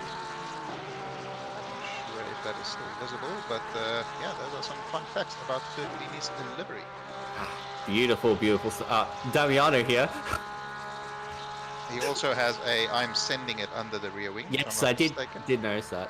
But yes, no, I've been looking into some stuff with traveling within Japan, and yeah, Yamato Corporation not only do regular delivery services, but they also do luggage forwarding services, which does exist in Japan. You take it to a counter at a hotel, write down some details of where you're going next, and they can deliver your luggage for you to your next destination. Very handy. So we see Jusman has put it in P2 provisionally there. If Purcell doesn't improve enough here, he will have enough time for one more lap. So Jusman obviously finished in P11 in the first race. No, he's done. After Purcell is done. So Jusman had a big old battle all the way through with was it King? Or no, it was Smith. I can't remember. Yeah, it One was of them. Smith. As you see John Carter in. He used to have such a nice livery on it. He has a Formula One inspired Williams sort of BMW livery, which looks fantastic. And then now he has arguably the worst chocolate made by man on his car. I mean, if you get a box of like Cadbury favorites, right? The chocolate Bounty that's always even- last in the box is always a bounty. I mean, I don't think I remember even. I had a chocolate box of favorites the other day. I don't even think there was Bounty in there. So Honestly, I Lucky think. you. Yeah, they're not even in- I honestly they're not think even- they removed it because it was unpopular. yeah, and sadly for me, I mean, I'm running a 12 livery tomorrow, right? And there's only like 2 12s in a favorites box now. It makes me very upset. Always an underrated chocolate. I know, because it's just a flake but coated in Just- chocolate, yeah, so it doesn't just go a- everywhere. Flake and 12s are my personal favorites, alongside Boost in a favorites box. Oh. Boost is a good Lindsay, you're chocolate speaking to my heart here. I know. I just yeah. A double decker is a pretty solid chocolate as well, though. That, Yeah. That I mean, there are a But- lot of like most of them are pretty good, except for Turkish Delights. I'm gonna get murdered for that anyway. There's a Yeah, but reason why Turkish it's not on anyone's livery here. Yeah, but tomorrow it's gonna be on a lot of livery. Turkish Delight is good. There's a What- whole army of people like in the mark sheet for one of the OR things. There was if you scroll down, there was a secret Easter egg saying Turkish Delight is the best chocolate with a picture of Turkish Delight. Oh. I wouldn't say it's the best chocolate, but it's a good chocolate. Nathan's saying that's a rare bad take by the commentary team. What's a bad take? The Bounty I- one? I have a That's feeling I have a feeling that's about Bounty, and that is I mean, if that's your opinion, then it's just everything you've said so far is irrelevant, really. Because who's gonna? it's all well and good to have an opinion, but at least have a correct opinion. Well, yeah, but if we agree with him, then we're all wrong, and then just who's gonna win then? You know, it's just. Anyway, Fadli Rahmat has put it on technically pole, but not quite pole. Basically, 1T1. P11. We have Jusman in second, Purcell in third, so a Ferrari top 3 there, followed by Pascal Armstrong, Jared King, John Carter, Damiano Thurcolini, John Rad, Brendan Pauly, and Phil Rando rounding out the top 10 there. Seeing Ferraris in forwards in the top 5, same as we saw in the original qualifying as well. Ford versus Ferrari lives on the iconic rivalry of old. Yeah, of course that. Right. Here we'll have some standings go through. So in the pro class is currently Brad Cook on 423 points, 85 points clear of Weatherburn. Then it's very, very tight there. 1 point between Weatherburn and Taufik there. Then 20 points to Hignett and Rakhmat, 36 behind Hignett. Silver class, it is Purcell from Turcolini, then Jared King, Dylan Smith, and Danny Vu. Pro-Am class, it is John Carter, who will be docked points for the choice of livery this time around. Then Norton Hode, Dylan King, John Rad, and Brendan Pauly. Then in the M class, it is Ahmad Jusman, Alex Pascal Armstrong, Sam Austin, Tristan Digby, and Stewie Matthews there in P5 in the M class. Couple of drivers there. Norton Hode is out of the championship, if I'm not mistaken, and then Danny Vu not racing today, so they'll be losing some points. And Fadli obviously compromised himself by missing a race 1 due to some prior engagement, so he'll lose a couple more points there. Also So far, missing Cook has- Digby from the M class today.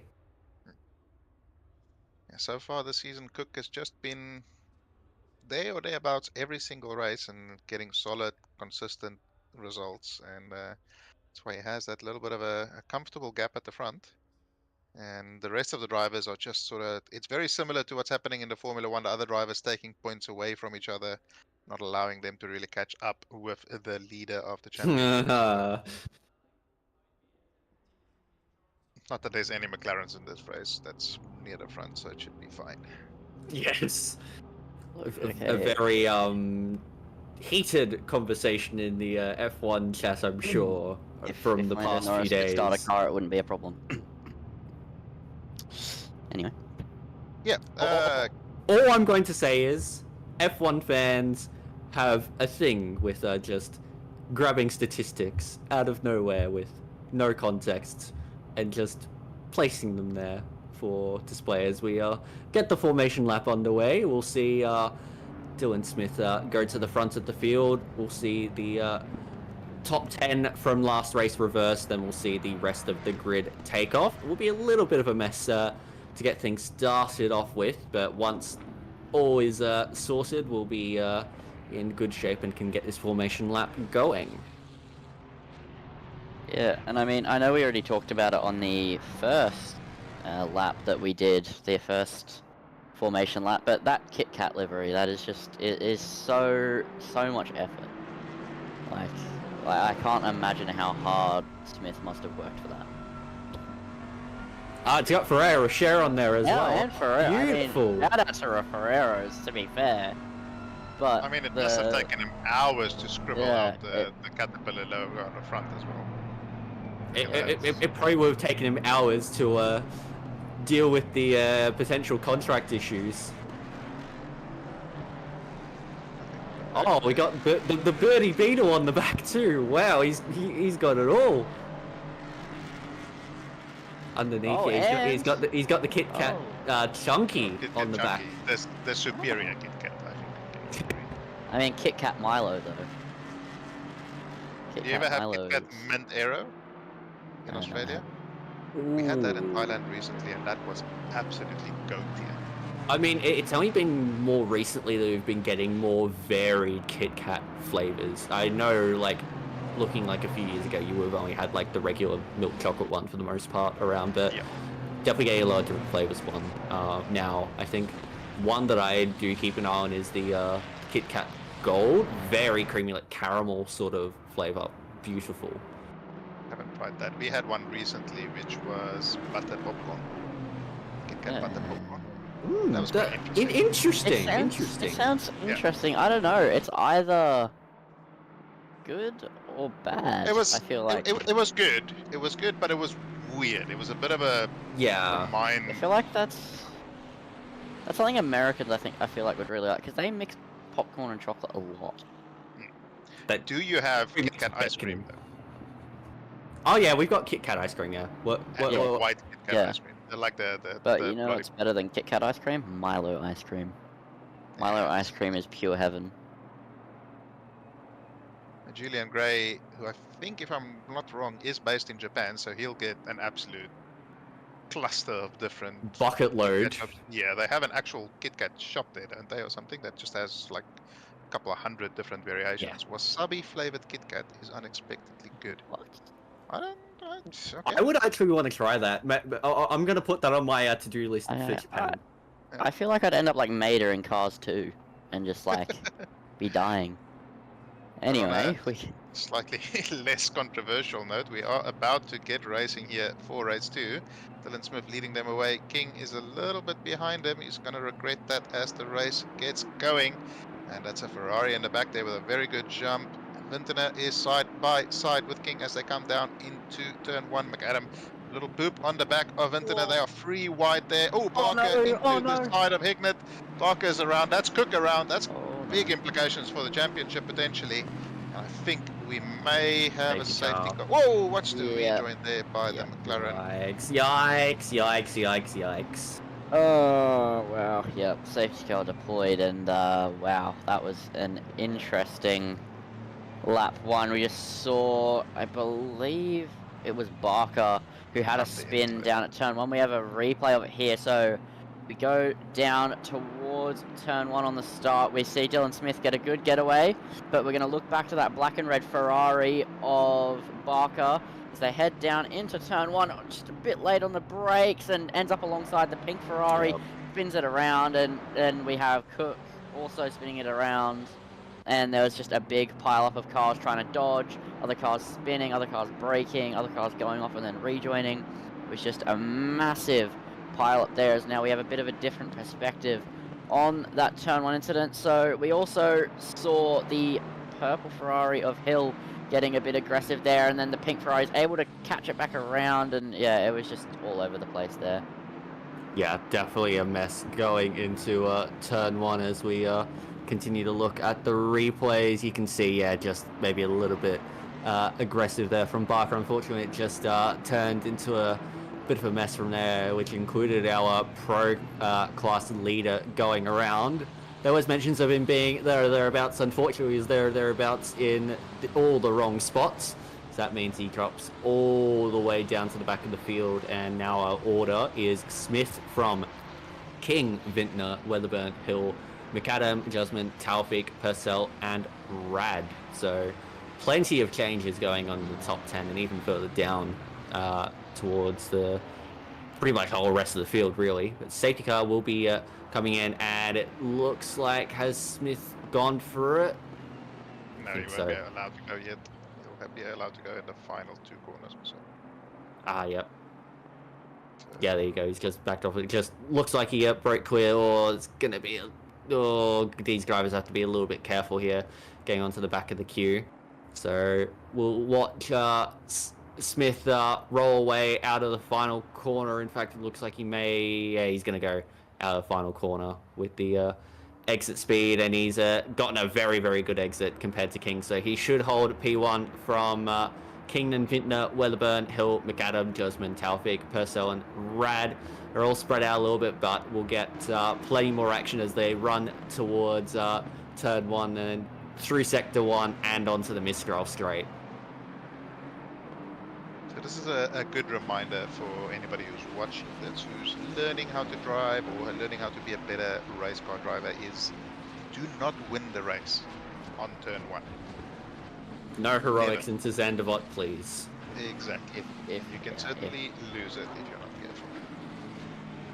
And if you've played any F1 game and gone to Monaco, you'll understand what Alexis has just said. It is repeated in your ear constantly, at least until the last 2 F1 games. But now we're going to head down the Mistral, and Weatherburn already looking for a move here on Vintner. Will the Mustang have the legs it needs to? It should do, as they head through the middle of the straight. And now Weatherburn is going to find the inside here of Sign as they head towards it. No, I think Weatherburn just backed out of it and still pokes his nose back up the inside.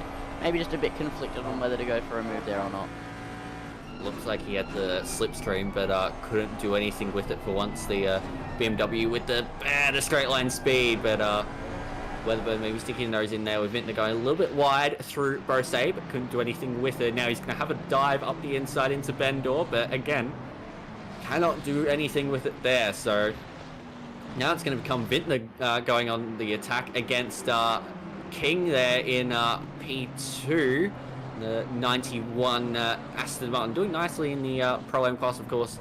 Started up there, but is still showing good pace, allowing Smith to break free a little bit out front. So you would think Vintner will be very, very strong on the back of this Aston Martin once they get to the Mistral once again. Yeah, I would happen to think so as well. Wow, Weatherburn gaining all sorts of time there in the braking zone and then into the second part of the chicane as well, just sacrificing the exit a bit, but still the time gain just made in braking alone was very big. A person who lost out with all of the carnage on lap 1 was actually Rackmat, who was nearly up a few positions and then made contact further back, and now Fadley just trying to find his way through, as we now see Pascal Armstrong under pressure here in the middle sector. Rackmat trying to get involved with that as well, so is Brad, and oh my god, there's a bit of contact there. Pascal found himself a bit out of shape, and now Rackmat is going to be leading onto the straight, which is arguably the worst position to be on as they head now on to the Mistral. It's about a 4 or 5 car train here, and now we are going to see King pull to the left-hand side and try to stretch his legs on the McLaren, who now also pulls right. They might go 3 wide here down the Mistral. Pascal Armstrong goes to the left-hand side, and now Rackmat trying to defend, and now we see Rad on the inside, and they're going to go 2 wide here into the side corner. And now Pascal trying to go the long way around on Rackmat. Isn't able to pull that one off, but is going to try it now into the next long right. Meanwhile, also Rad and King still going at it here through the long right. And now King is just able I mean, not King, it is... Oh, wait, it is King. I'm just all over the place. Is just able to get ahead of Rad, and the McLaren lost out massively there, and now they have a moment they spin around, and it's all gone wrong there for John Rad. That was not very radical. Boo! That was very good driving up until that point, to be fair. Yeah. You see Taufik here trying for the move on McAdam. Good luck with the drag race against the Bentley. I don't think the Ferrari is going to win that. Will he be braver on the brakes? Oh, that's going to be tough. Certainly is, but he's going to be compromised What's into Ricard the right-hander. And McAdam loses the position exactly the same as he did in the previous race. And now he's under pressure from Guzman as well as Purcell and Hicknet. Oh, now Rachmat. Little bit of contact. Oh, no, not. Oh, well. They've avoided contact, but out of all, Weatherburn has died. Yeah, Weatherburn dead. He's down to P11 now, so he's gotten caught up in an incident. Rachmat has had to go. Oh no, that's Guzman. Sorry, Rachmat's a little bit further back. Here now we have Hicknet on Purcell. That was some incredible racing there between those Ferraris and the fake Ferrari of McAdam, also known as the Bentley. Trying to blend into what is a hell of a train of Ferraris, I will say. Hill down to Rachmat. Just broken up a little bit there by McAdam, but Hicknet not able to make the move, and Purcell into Sing corner. Will he try it into Bose with a bit of a dive to the inside? He is looking there, but Purcell is open. Oh, that's going to be tight. How are they going to get through that? Somehow they have, but Hicknet's going to be at the disadvantage now on the outside in the Darrell Lee entry, but I think Purcell might just give it to a little bit. There you go. Brilliant move there from Benjamin Hicknet. He really had to work for it. Now Guzman, he's going to really go for it too, up towards Latour, and this is tight once again, and here comes Rachmat. He's come out of nowhere. He sticks a slight nose up at the inside of Purcell, and on the exit, he's probably going to get it, but Purcell now with the slipstream off of Guzman, who got the move done up into P8, and finally Rachmat, he's on a charge here, 53.7 for fastest lap. Yeah, and now Rachmat's going to go down the inside of turn 1. Very late on the brakes, very committed, very brave. Gets it done now. The two identical Ferraris with the default livery are going to be scrapping at it down the straight. Rachmat has some incredible pace, as we saw in Silverstone, as we're seeing now, right in front of our eyes. But as we head towards the Mistral, can Rachmat make anything work? It's with Ferrari v Mustang, and then the Ferrari at the front as well of Hicknet. So this is a massive train of Ferraris, as you were just talking about, Alexis. But now we head on to the Mistral. It's going to be Rachmat versus Guzman here. 20 minutes to go, so still a long time. Oh, that is the car number 30. Just a yellow flag there briefly. That was, yeah, bit of a moment there, and I think just instantly, and we're now going to see a replay, and just through turn 1. Yes. So 30, as Paige was saying, was Ning Cheng. Yeah. Just wondering, I saw the gap between Michelini. Damiano. Talk about sending it, Damiano. That's not quite what we had in mind. No. At the front there, Smith is 3 seconds ahead of Vintana, and obviously Weatherburn disappeared from that, so I'm wondering whether there was a bit of an incident between Vintana and Weatherburn which caused firstly the gap and secondly Weatherburn dropping down the field. But that is a great position for Smith to be in at the moment, because all of the very, very fast drivers are quite a few positions behind, and he's able to stretch his legs at the moment. And not only are they quite a few positions behind, they are absolutely hammering it for these positions as Benjamin Hicknet sets the fastest lap of the race. Smith's got a nice advantage. He's got about 5 seconds back to the fight between King, Hill and Taufik, and then behind Taufik there is just an absolute gaggle of cars. Here's a few of them. That's what looks to be Purcell, Weatherburn, Pascal Armstrong and King. So Ferrari leading the way over 3 Mustangs here. And it's going to be nice and tight, I think, between Purcell and Weatherburn as we move on to the Mistral Straight. But you would have to say that Weatherburn in that Mustang will have the upper hand. But Pascal Armstrong looks like he's got a fair bit of pace too.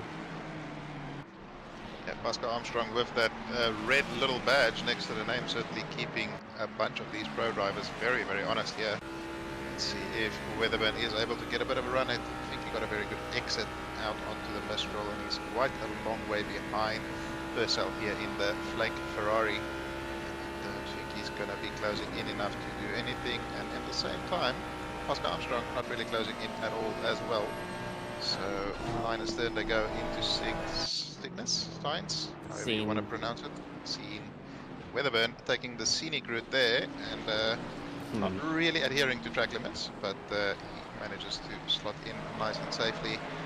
And they continue racing. McAdam really putting some pressure on Taufik as well, with Hignett just behind him. Of course, they have Rahmat just behind them as well, though he's lost a little bit of time this lap somehow. Not sure if he made a mistake or something.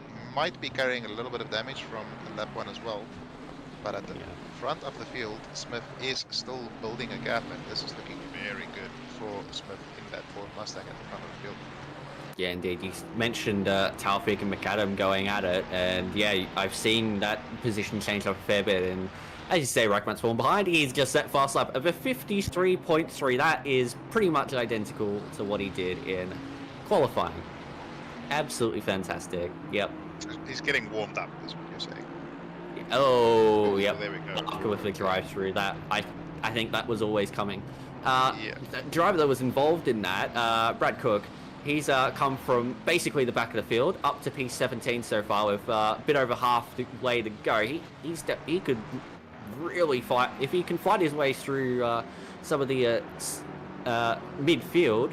He could very well find himself back in this fight here, maybe between Purcell, Weatherburn, Pascal Armstrong, but even maybe Rahmat, Hignett, McAdam sort of territory.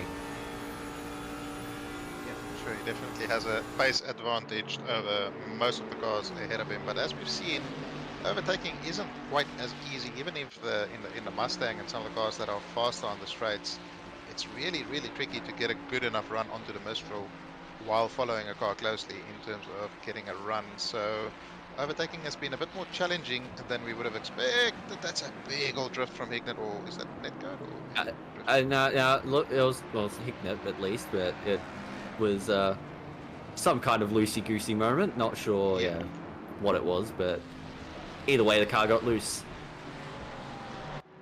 Perhaps all the sugar from the Darrell Lee got to him. I don't know what Darrell Lee is. That's not something I know. Yeah, I haven't either. Darrell Lee's a bit more of a fancy chocolate you can find, of all places, in Big W. Right, I never go looking for chocolate in Big W, so definitely explains it. But as we head down towards turn 1, the Bentley just stretched its legs a little bit compared to Hignett. But as they head down to turn 1, you see all of that time get closed back up under braking, or at least a big chunk of it. But the Aston Martin of King leading this big long train we see in front of us, as Taufik is going to be right behind Hill here. It's going to be Aston. No, Hill is also in a Ferrari. I'm just looking at the Aston at the front of the train. Anyway, it's going to be Hill versus Taufik versus King as we head on to the straight. Who gets the best exit is the question as you head on to the Mistral, as they head through Le Col and now on to the Mistral, as we see Brendan Pauly with a 15-second time penalty for causing a collision on lap 3. So unfortunate for Brendan there. But now as we head towards the end of the straight, will we see any moves made? It looks like Hill is sizing one up as they head down into scene, and he is going to go to the inside. The Ferrari swoops to the inside, and now the other Ferrari of Taufik tries to get involved. That could have been a big crash there. Hill just about manages to keep it in within the track, as we see further down. McAdams also in a bit of a scrap there with Hignett, who's gone all the way up the track. He's nearly pulled a Charles Leclerc there, manages to pull it back onto the track, unlike the Ferrari on that fateful day in 2022. But it's all kicking off here as Taufik now trying to get involved in Hill after the very big send we saw on King. But now King and McAdam are going for it as they head towards the final 2 corners of the track. King on the outside, McAdam on the inside. It's a great move from the Bentley to get it done, and now we see Rahmat trying to get involved as well, going all the way on the outside of the final corner, gets the run on the Aston Martin, and Rahmat might get this done down towards turn 1, but they're still wheel to wheel. It's a drag race down to the braking zone. Who is going to be last on the brakes? You dare say it's going to be Rakhmat, and he does pull into position as now we see Hignett find himself on the inside of King, and now through into turn 1, and that is King from the front of the train all the way to the back, and that is the harsh reality of Paul Ricard. Poor Dylan King, he just got absolutely mugs there. He was P3 when we were at this point of the track last lap, all the way down to P8 once we get around it again. It's harsh realities, but that's what can happen in these reverse grid races, and it's so easy to lose positions when you just get a driver up your inside. It just ruins your rhythm, and as we saw there with King, down he went. So unfortunate, but I think it was probably inevitable, as we now see the two Ferraris of Hill and Taufik go for it. That was a really aggressive move from Taufik up the inside of Scene. Couldn't make it work, but he managed to get at least one of them, and look, he really wants to get through in the M&M's car. Oh, that's wide from I just want to Hill. quickly apologise to all of the Ferrari fans that I've just reopened old wounds from 2022 in the F1. Don't worry, they need the reality check. Yeah, they definitely Ferrari need it fans after have Monza. they have a constant open wound anyway. It closed a little bit on Sunday, but it's still pretty much open the whole time, so you don't have to apologise to anybody. Yeah, but I feel like I've just dampened every Ferrari fan who's watching. Again, especially the Leclerc Reality fans. check But, was needed. yeah, I mean, McLaren fumbled and Leclerc took the best of it and won 5 years after his first at Monza. But anyway, we look towards the flake car of Purcell versus Weatherburn. Weatherburn is just in front of Purcell for the moment, only separated by a tenth here in the slipstream. Should be able to make that up towards the Mistral, but will Purcell go for it a bit earlier as Weatherburn actually defends a little bit. Purcell going all the way to the outside there, using all the track at his disposal as Purcell now trying to get a good run off of the corner, and does so quite nicely, but Weatherburn still getting a gap. We saw Weatherburn very quick in Silverstone, looks very quick tonight as well, and that is showing right here as Purcell struggling to even stay with him. Still like to see a replay of what happened to Weatherburn. Doesn't seem to be too much damage on the car, but he certainly lost about 8 or 9 positions. So we see Rahmat on the back of McAdam, who's on the back of Taufik, who's on the back of Hill, with a Hignett as the caboose at the rear, and they are coming down the Mistral yet again. All cars fairly equally matched, none of them are really making all that much inroads. They're all about who has the biggest balls coming down into Science Corner, carrying the speed through, and all of them pretty much nail it. So it's going to be another lap of following each other around, unless there is some form of a mistake in this final sector here. As Rakhmat starts up a move here at Bendor as they go to the inside. Very lots move there. Late on the brakes there from Rakhmat. Okay. And what move that was. Rakhmat with the very aggressive overtake, with a gap now to close to Taufik. But what a move that was. McAdam never saw it coming. And switching, never saw it coming. McAdam goes up the inside. Himself going off the track because Hignett goes well up the inside, and that was just a string of poor decisions. What was going on there? What was that? Like, that was unbelievable from Rakhmat and McAdam, and Hignett wanted to get involved, but like, there was just nothing he could do. Like fair enough at the hairpin, but then what was McAdam thinking? And then Rakhmat just thought he had the speed to get back on the line and just couldn't. Like, Hignett was a passenger in that, but I guess at the hairpin you can kind of expect a move, although it was a bit illegal with the inside curb. But then McAdam just went for a revenge dive bomb. I don't think that is the smartest piece of racing we've seen tonight. It was a fair move though. That's the thing. Like, it was definitely not clean, but it was still a fair move. But honestly, I think the one that has the most blame in that is probably Hignett. Well, I mean, Hignett was a passenger. He just like, well, I don't think he was. Look, I mean, with how far back Hignett was there, like he was about 4 or 5 car lengths back from where Rakhmat was. But Yeah, but Taufik is through on Hill. but Hill isn't going to Back give this one up but- just yet as they head through Bornay. Off he goes. And okay, yeah, on the line, Taufik going off onto the slippery stuff. That is the off-track area of Paul Ricard as we head into Bendor. Nothing as bad as last lap. And now we head through towards Latour. And yeah, I mean, my opinion on that is that Hignett was just a passenger because Hignett just saw Rackmat go off the line, had no minimum speed. We just thought that Rackmat was just going to do a normal rejoin, and Rackmat just kind of swerved back across to the line when he was like 20 k's under minimum speed. I feel like Hignett was just a passenger there. Oh, we'll have to see what the stewards decide on that one, but I think it shows that it is a very, very divisive incident regardless, as we see Purcell go off. He's got King and Pascal Armstrong for company. We'll see what happens here between the Ferrari and the two Mustangs. Looks like one of the Mustangs got through. Oh, that was deep from Pascal Armstrong, nearly into the back of Jared King, but manages to avoid the rear end of the 222 shell car.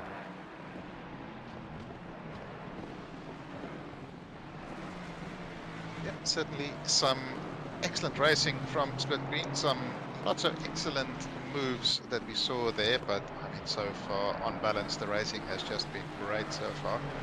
I said so far so many times there. But at the front there, Vintner, the gap came down to Smith a little bit and then has grown again. Taufik is still piling the pressure onto Hill, trying to get into that top three. And Hill, the gap to Vintner is slowly but surely coming down, but not quite enough given how much time we still have left, as we see Jusman here trying for a move on King around the outside of corner. Will he be able to make it? He gets it done, keep it within limits, and you're ahead of him, and that is Jusman into P7, and up front of them McAdam and Hignett also having a good old ding-dong as King just decides to have a little look back there, but not quite close enough to get anything done on that occasion. So far, Smith has done everything he's needed to do. He only has 6 more minutes to go. He's coming around the final corner. That'll be about 4 more laps, I would say, and he should be able to win. Might be his first race in a row. I'm gonna hazard a guess. Could very well be the first race win here for Dylan Smith in the Kit Kat racing team. Has to, of course, keep in mind track limits. It's always an issue around here with the track limits, but so far he's absolutely commanded out front. He's definitely taken advantage of the carnage behind. He'll have no knowledge of it, really. He'll just be like, oh, nice simple race out front. Well, I wonder what's going on behind. Yeah, until he rewatches it back, and like the community meme of the guy walking into the room with the burning room on fire. It's roughly what he'll find in the replay. Let me see. Oh, there goes speaking Hignett, of gets a dropping drive throughs, through. yep, that's track limits. Yep. Oof. Ouch. Damn. He's gonna have to serve that as well. He's gonna run out of time before. So McAdam with a little bit of a descend. Hignett tries to hang it. He's very confident under brakes in that Bentley, it seems. He's going for some crazy moves here. Well, to be fair, I don't know if you watched the Kota race, which was the first time that I've seen McAdam drive. He pulled some moves into the hairpin at the end of the straight, which were just ridiculous. I don't know how he made the car stop, but he braked at about the 12-meter mark and he still got it pulled up. So he's certainly King going for on Jusman. That was contact back there between King and wow, as King tries to get the switchback on Jusman there. There was some interesting moments there I could just see in the corner of my eye, but they continue on just about through the hairpin, and now they head through Latour and towards Virage Dupont, and King gets the good run off the corner compared to the Ferrari, but we're going to see a replay here as they head now towards Bornay, and we'll just see what happened as Jusman just made a bit of a mistake. King takes advantage of it, goes to the inside, gets to the curb first, but bottoms out just a little bit and then comes out a bit wide there. Jusman, bit of a shove, and then just went right up the inside, went deep, and King got a lovely switchback, you've got to say. And Here's that was a Jusman on nice McAdam now. race. Yeah, but here's Jusman on McAdam, goes up the inside. It's a very aggressive move, but it's a good move. A bit of wheel rubbing there, but nothing too bad. And now King is trying to find a way into this little scrap as well. Oh, No. it's clumsy. Not in that sort of way. King just runs into the back of McAdam, and the big 2-ton Bentley falls its way down the blue runoff area. And now we're going to see this battle continue as Rackmat is right back into the thick of it in P9 there. As they head it down the straight, they're trying to make a move here on Weatherburn for 8th position, or actually it would be 7th and 6th at this point because of the incident. As we also see King there under pressure from Purcell. But as we head towards the end of the straight into Scene, Rackmat goes to the outside of Weatherburn. Can Weatherburn weather the storm? I don't think so, as the flying Rackmat comes around the outside and isn't quite able to pull it up in the Ferrari. Rackmat gets a good run off the corner. He's going to go for it into Bendor and isn't going to be quite as aggressive as he was earlier in this race against McAdam, and just doesn't quite pull that off, and Weatherburn does weather the storm. I stand corrected. Yeah, I think Rackmat maybe just learning a few lessons from the little altercations earlier on, but you can tell he's got the pace at the moment over Weatherburn, but Weatherburn has the advantage of that Mustang as Smith is on the penultimate lap of this race from 3.2 seconds clear of Vintner, and Taufeeq's had a mistake. Taufeeq's made an error somewhere. We'll have a look at a replay here going through Scene corner. It's going to be out on the outside. It's going to be into Bose, I believe. Oh, no, he's done a Leclerc. He's done a Leclerc. He's actually done a Leclerc. He avoided the wall, thankfully. Wow. I didn't expect to see that, honestly. And it's in a Ferrari too. So, Fitting. coincidence? I think not. Fitting, to say the least. That's unfortunate for Taufeeq. He was driving a very, very good race as Damiani gets to 15 seconds for that mighty old shunt earlier on Ningxiang. As that's a bit wide from Weatherburn. That's going to compromise his run onto the Mistral straight. But now Rackmat doesn't have any slipstream to work with, and Weatherburn's got that Mustang. So now, all of a sudden, Rackmat has the slipstream to work with again, as McAdam now gets a 5-second penalty for causing a collision on lap 10. So McAdam has been deemed to be at blame, but only for a slight altercation. Yep, as now we see Rackmat trying the outside of Weatherburn once again. It is deja vu here between these two, but this time Weatherburn easily beats Rackmat to the apex, just closes the door and says no thank you this lap. This time Rackmat keeps it on the track, is going to go out a bit wider and try get a cut back into Bendor. Is he going to go for a move like he did on McAdam? He sizes it up. He goes to the inside. He just about squeezes the gap. It is trading paint there almost between the two of them. And Rackmat unable to pull it off for the second lap in a row as we now head towards Latour. Will Rackmat think about any aggressive move here? Maybe into Virage Dupont. Will he go for it at the final corner? No, he decides to play it patient, run out wider, get a better exit than the Mustang. But that Mustang is definitely saving Weatherburn with its straight line speed here. Seeing that dives into pit lane to serve that drive-through, so all of these drivers gain another position. Rackmat running out of time now. It is the final lap. If he wants to move up into the top 5, he's gonna have to get this move done this time around. Can he get it done maybe in sector 1? Not to distract from this battle, but there's a M-class driver in Jusman in P3. It's also a drive-through for Weatherburn. Yes, so, it's over. It is so over for Weatherburn, unfortunately, as that is, once again, Taufeeq taking a very, very tight line, basically cutting, Lecole corner there, going onto the Mistral. This is Taufeeq's last opportunity to get back onto the podium, you would think, unless he goes for a really aggressive move into Sector 3. He's got a huge slipstream here, and he's going to have to go around the outside. Not his preferred line through here. He's been taking the inside line, but he's going to brake very late. There's contact between the two. There's massive contact. The two of them go spinning. This allows Weatherburn to potentially get a podium as here comes... Drive through. Oh no, sorry, Rackmat to maybe get a podium.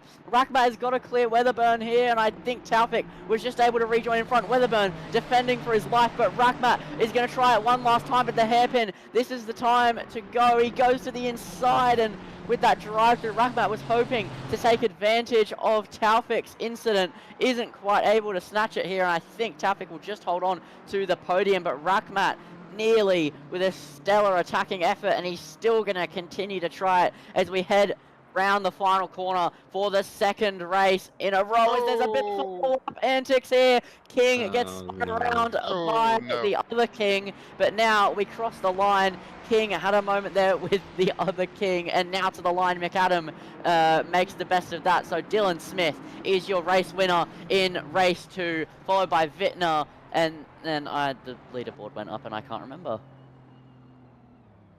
I think it was Taufik, and then it was Taufik, then Rackmat after the but Weatherburn with the drive. So then Rackmat, then Hill, then Purcell, then King, then Cook, and then you have McAdam, Jared King, Jusman, Pascal Armstrong, Carter, Foxtrot, Hignett, Wright, Turcolini, Zikri, Paulie, Rando, Austin, Syme, and Rad. So that is your finishing order there. We'll run through it again in a moment's time for the post-race, but a brilliant race there from Dylan Smith. Just ran away with it when he had the opportunity at the start of this, at the end of the restart, at the start of the at the end of the safety car restart. There we go. And just pulled away from it, broke a second, and then just used that Mustang's straight line ability to pull away with it. But it was a great race there from Split Green. A couple of controversial moments, but I would have to say that raises the bar from Split Yellow, but that was not hard to achieve, to be fair. Yeah, probably could have gone for a better ending, but we'll have a look at some results anyways. It was Dylan Smith, brilliant race from him, 3.5 seconds clear of Vintner, then Taufik, Rackmat, and Hill. Silver class, it was Smith from Purcell, and then Jared King. Pro-Am, it was Gunkar, then Dylan King, and Foxtrot. Then in the AM class, it was Guzman, Pascal Armstrong, and Austin. Well, very, very entertaining races tonight, you would have to say. Any thoughts from either of you two, Paige or Lindsay? Not perfect, but pretty clean compared to Split Yellow is all I'd have to say, and also 12s on top. I would say, while there were a couple of incidents, the racing overall was pretty freaking spectacular there for Split Green. Some really, really good side-by-side, some aggressive moves, a couple of incidents, but I mean, those are bound to happen when you have close racing like that. So yeah, certainly looking forward to some more racing tomorrow when we do have Split Blue and Split Red same time as today, and then followed by North America on Friday morning Australian time. Yes, indeed. Until then, that will be us done for tonight. You can see the times there, 7:30 p.m. Australian Eastern Standard Time there for Split Blue, 9:15 p.m. Australian Eastern Standard Time for Split Red. Then North American splits at 9 p.m. Eastern Daylight Savings Time, and 6 p.m. Pacific Daylight Savings Time is on the Thursday in North America, and 11 a.m. Australian Eastern Standard Time on the Friday here. Until then, that will do us for tonight. We will see you tomorrow night for more Octane Online Racing Simrigs Sprint Series action here at Paul Ricard. Bye.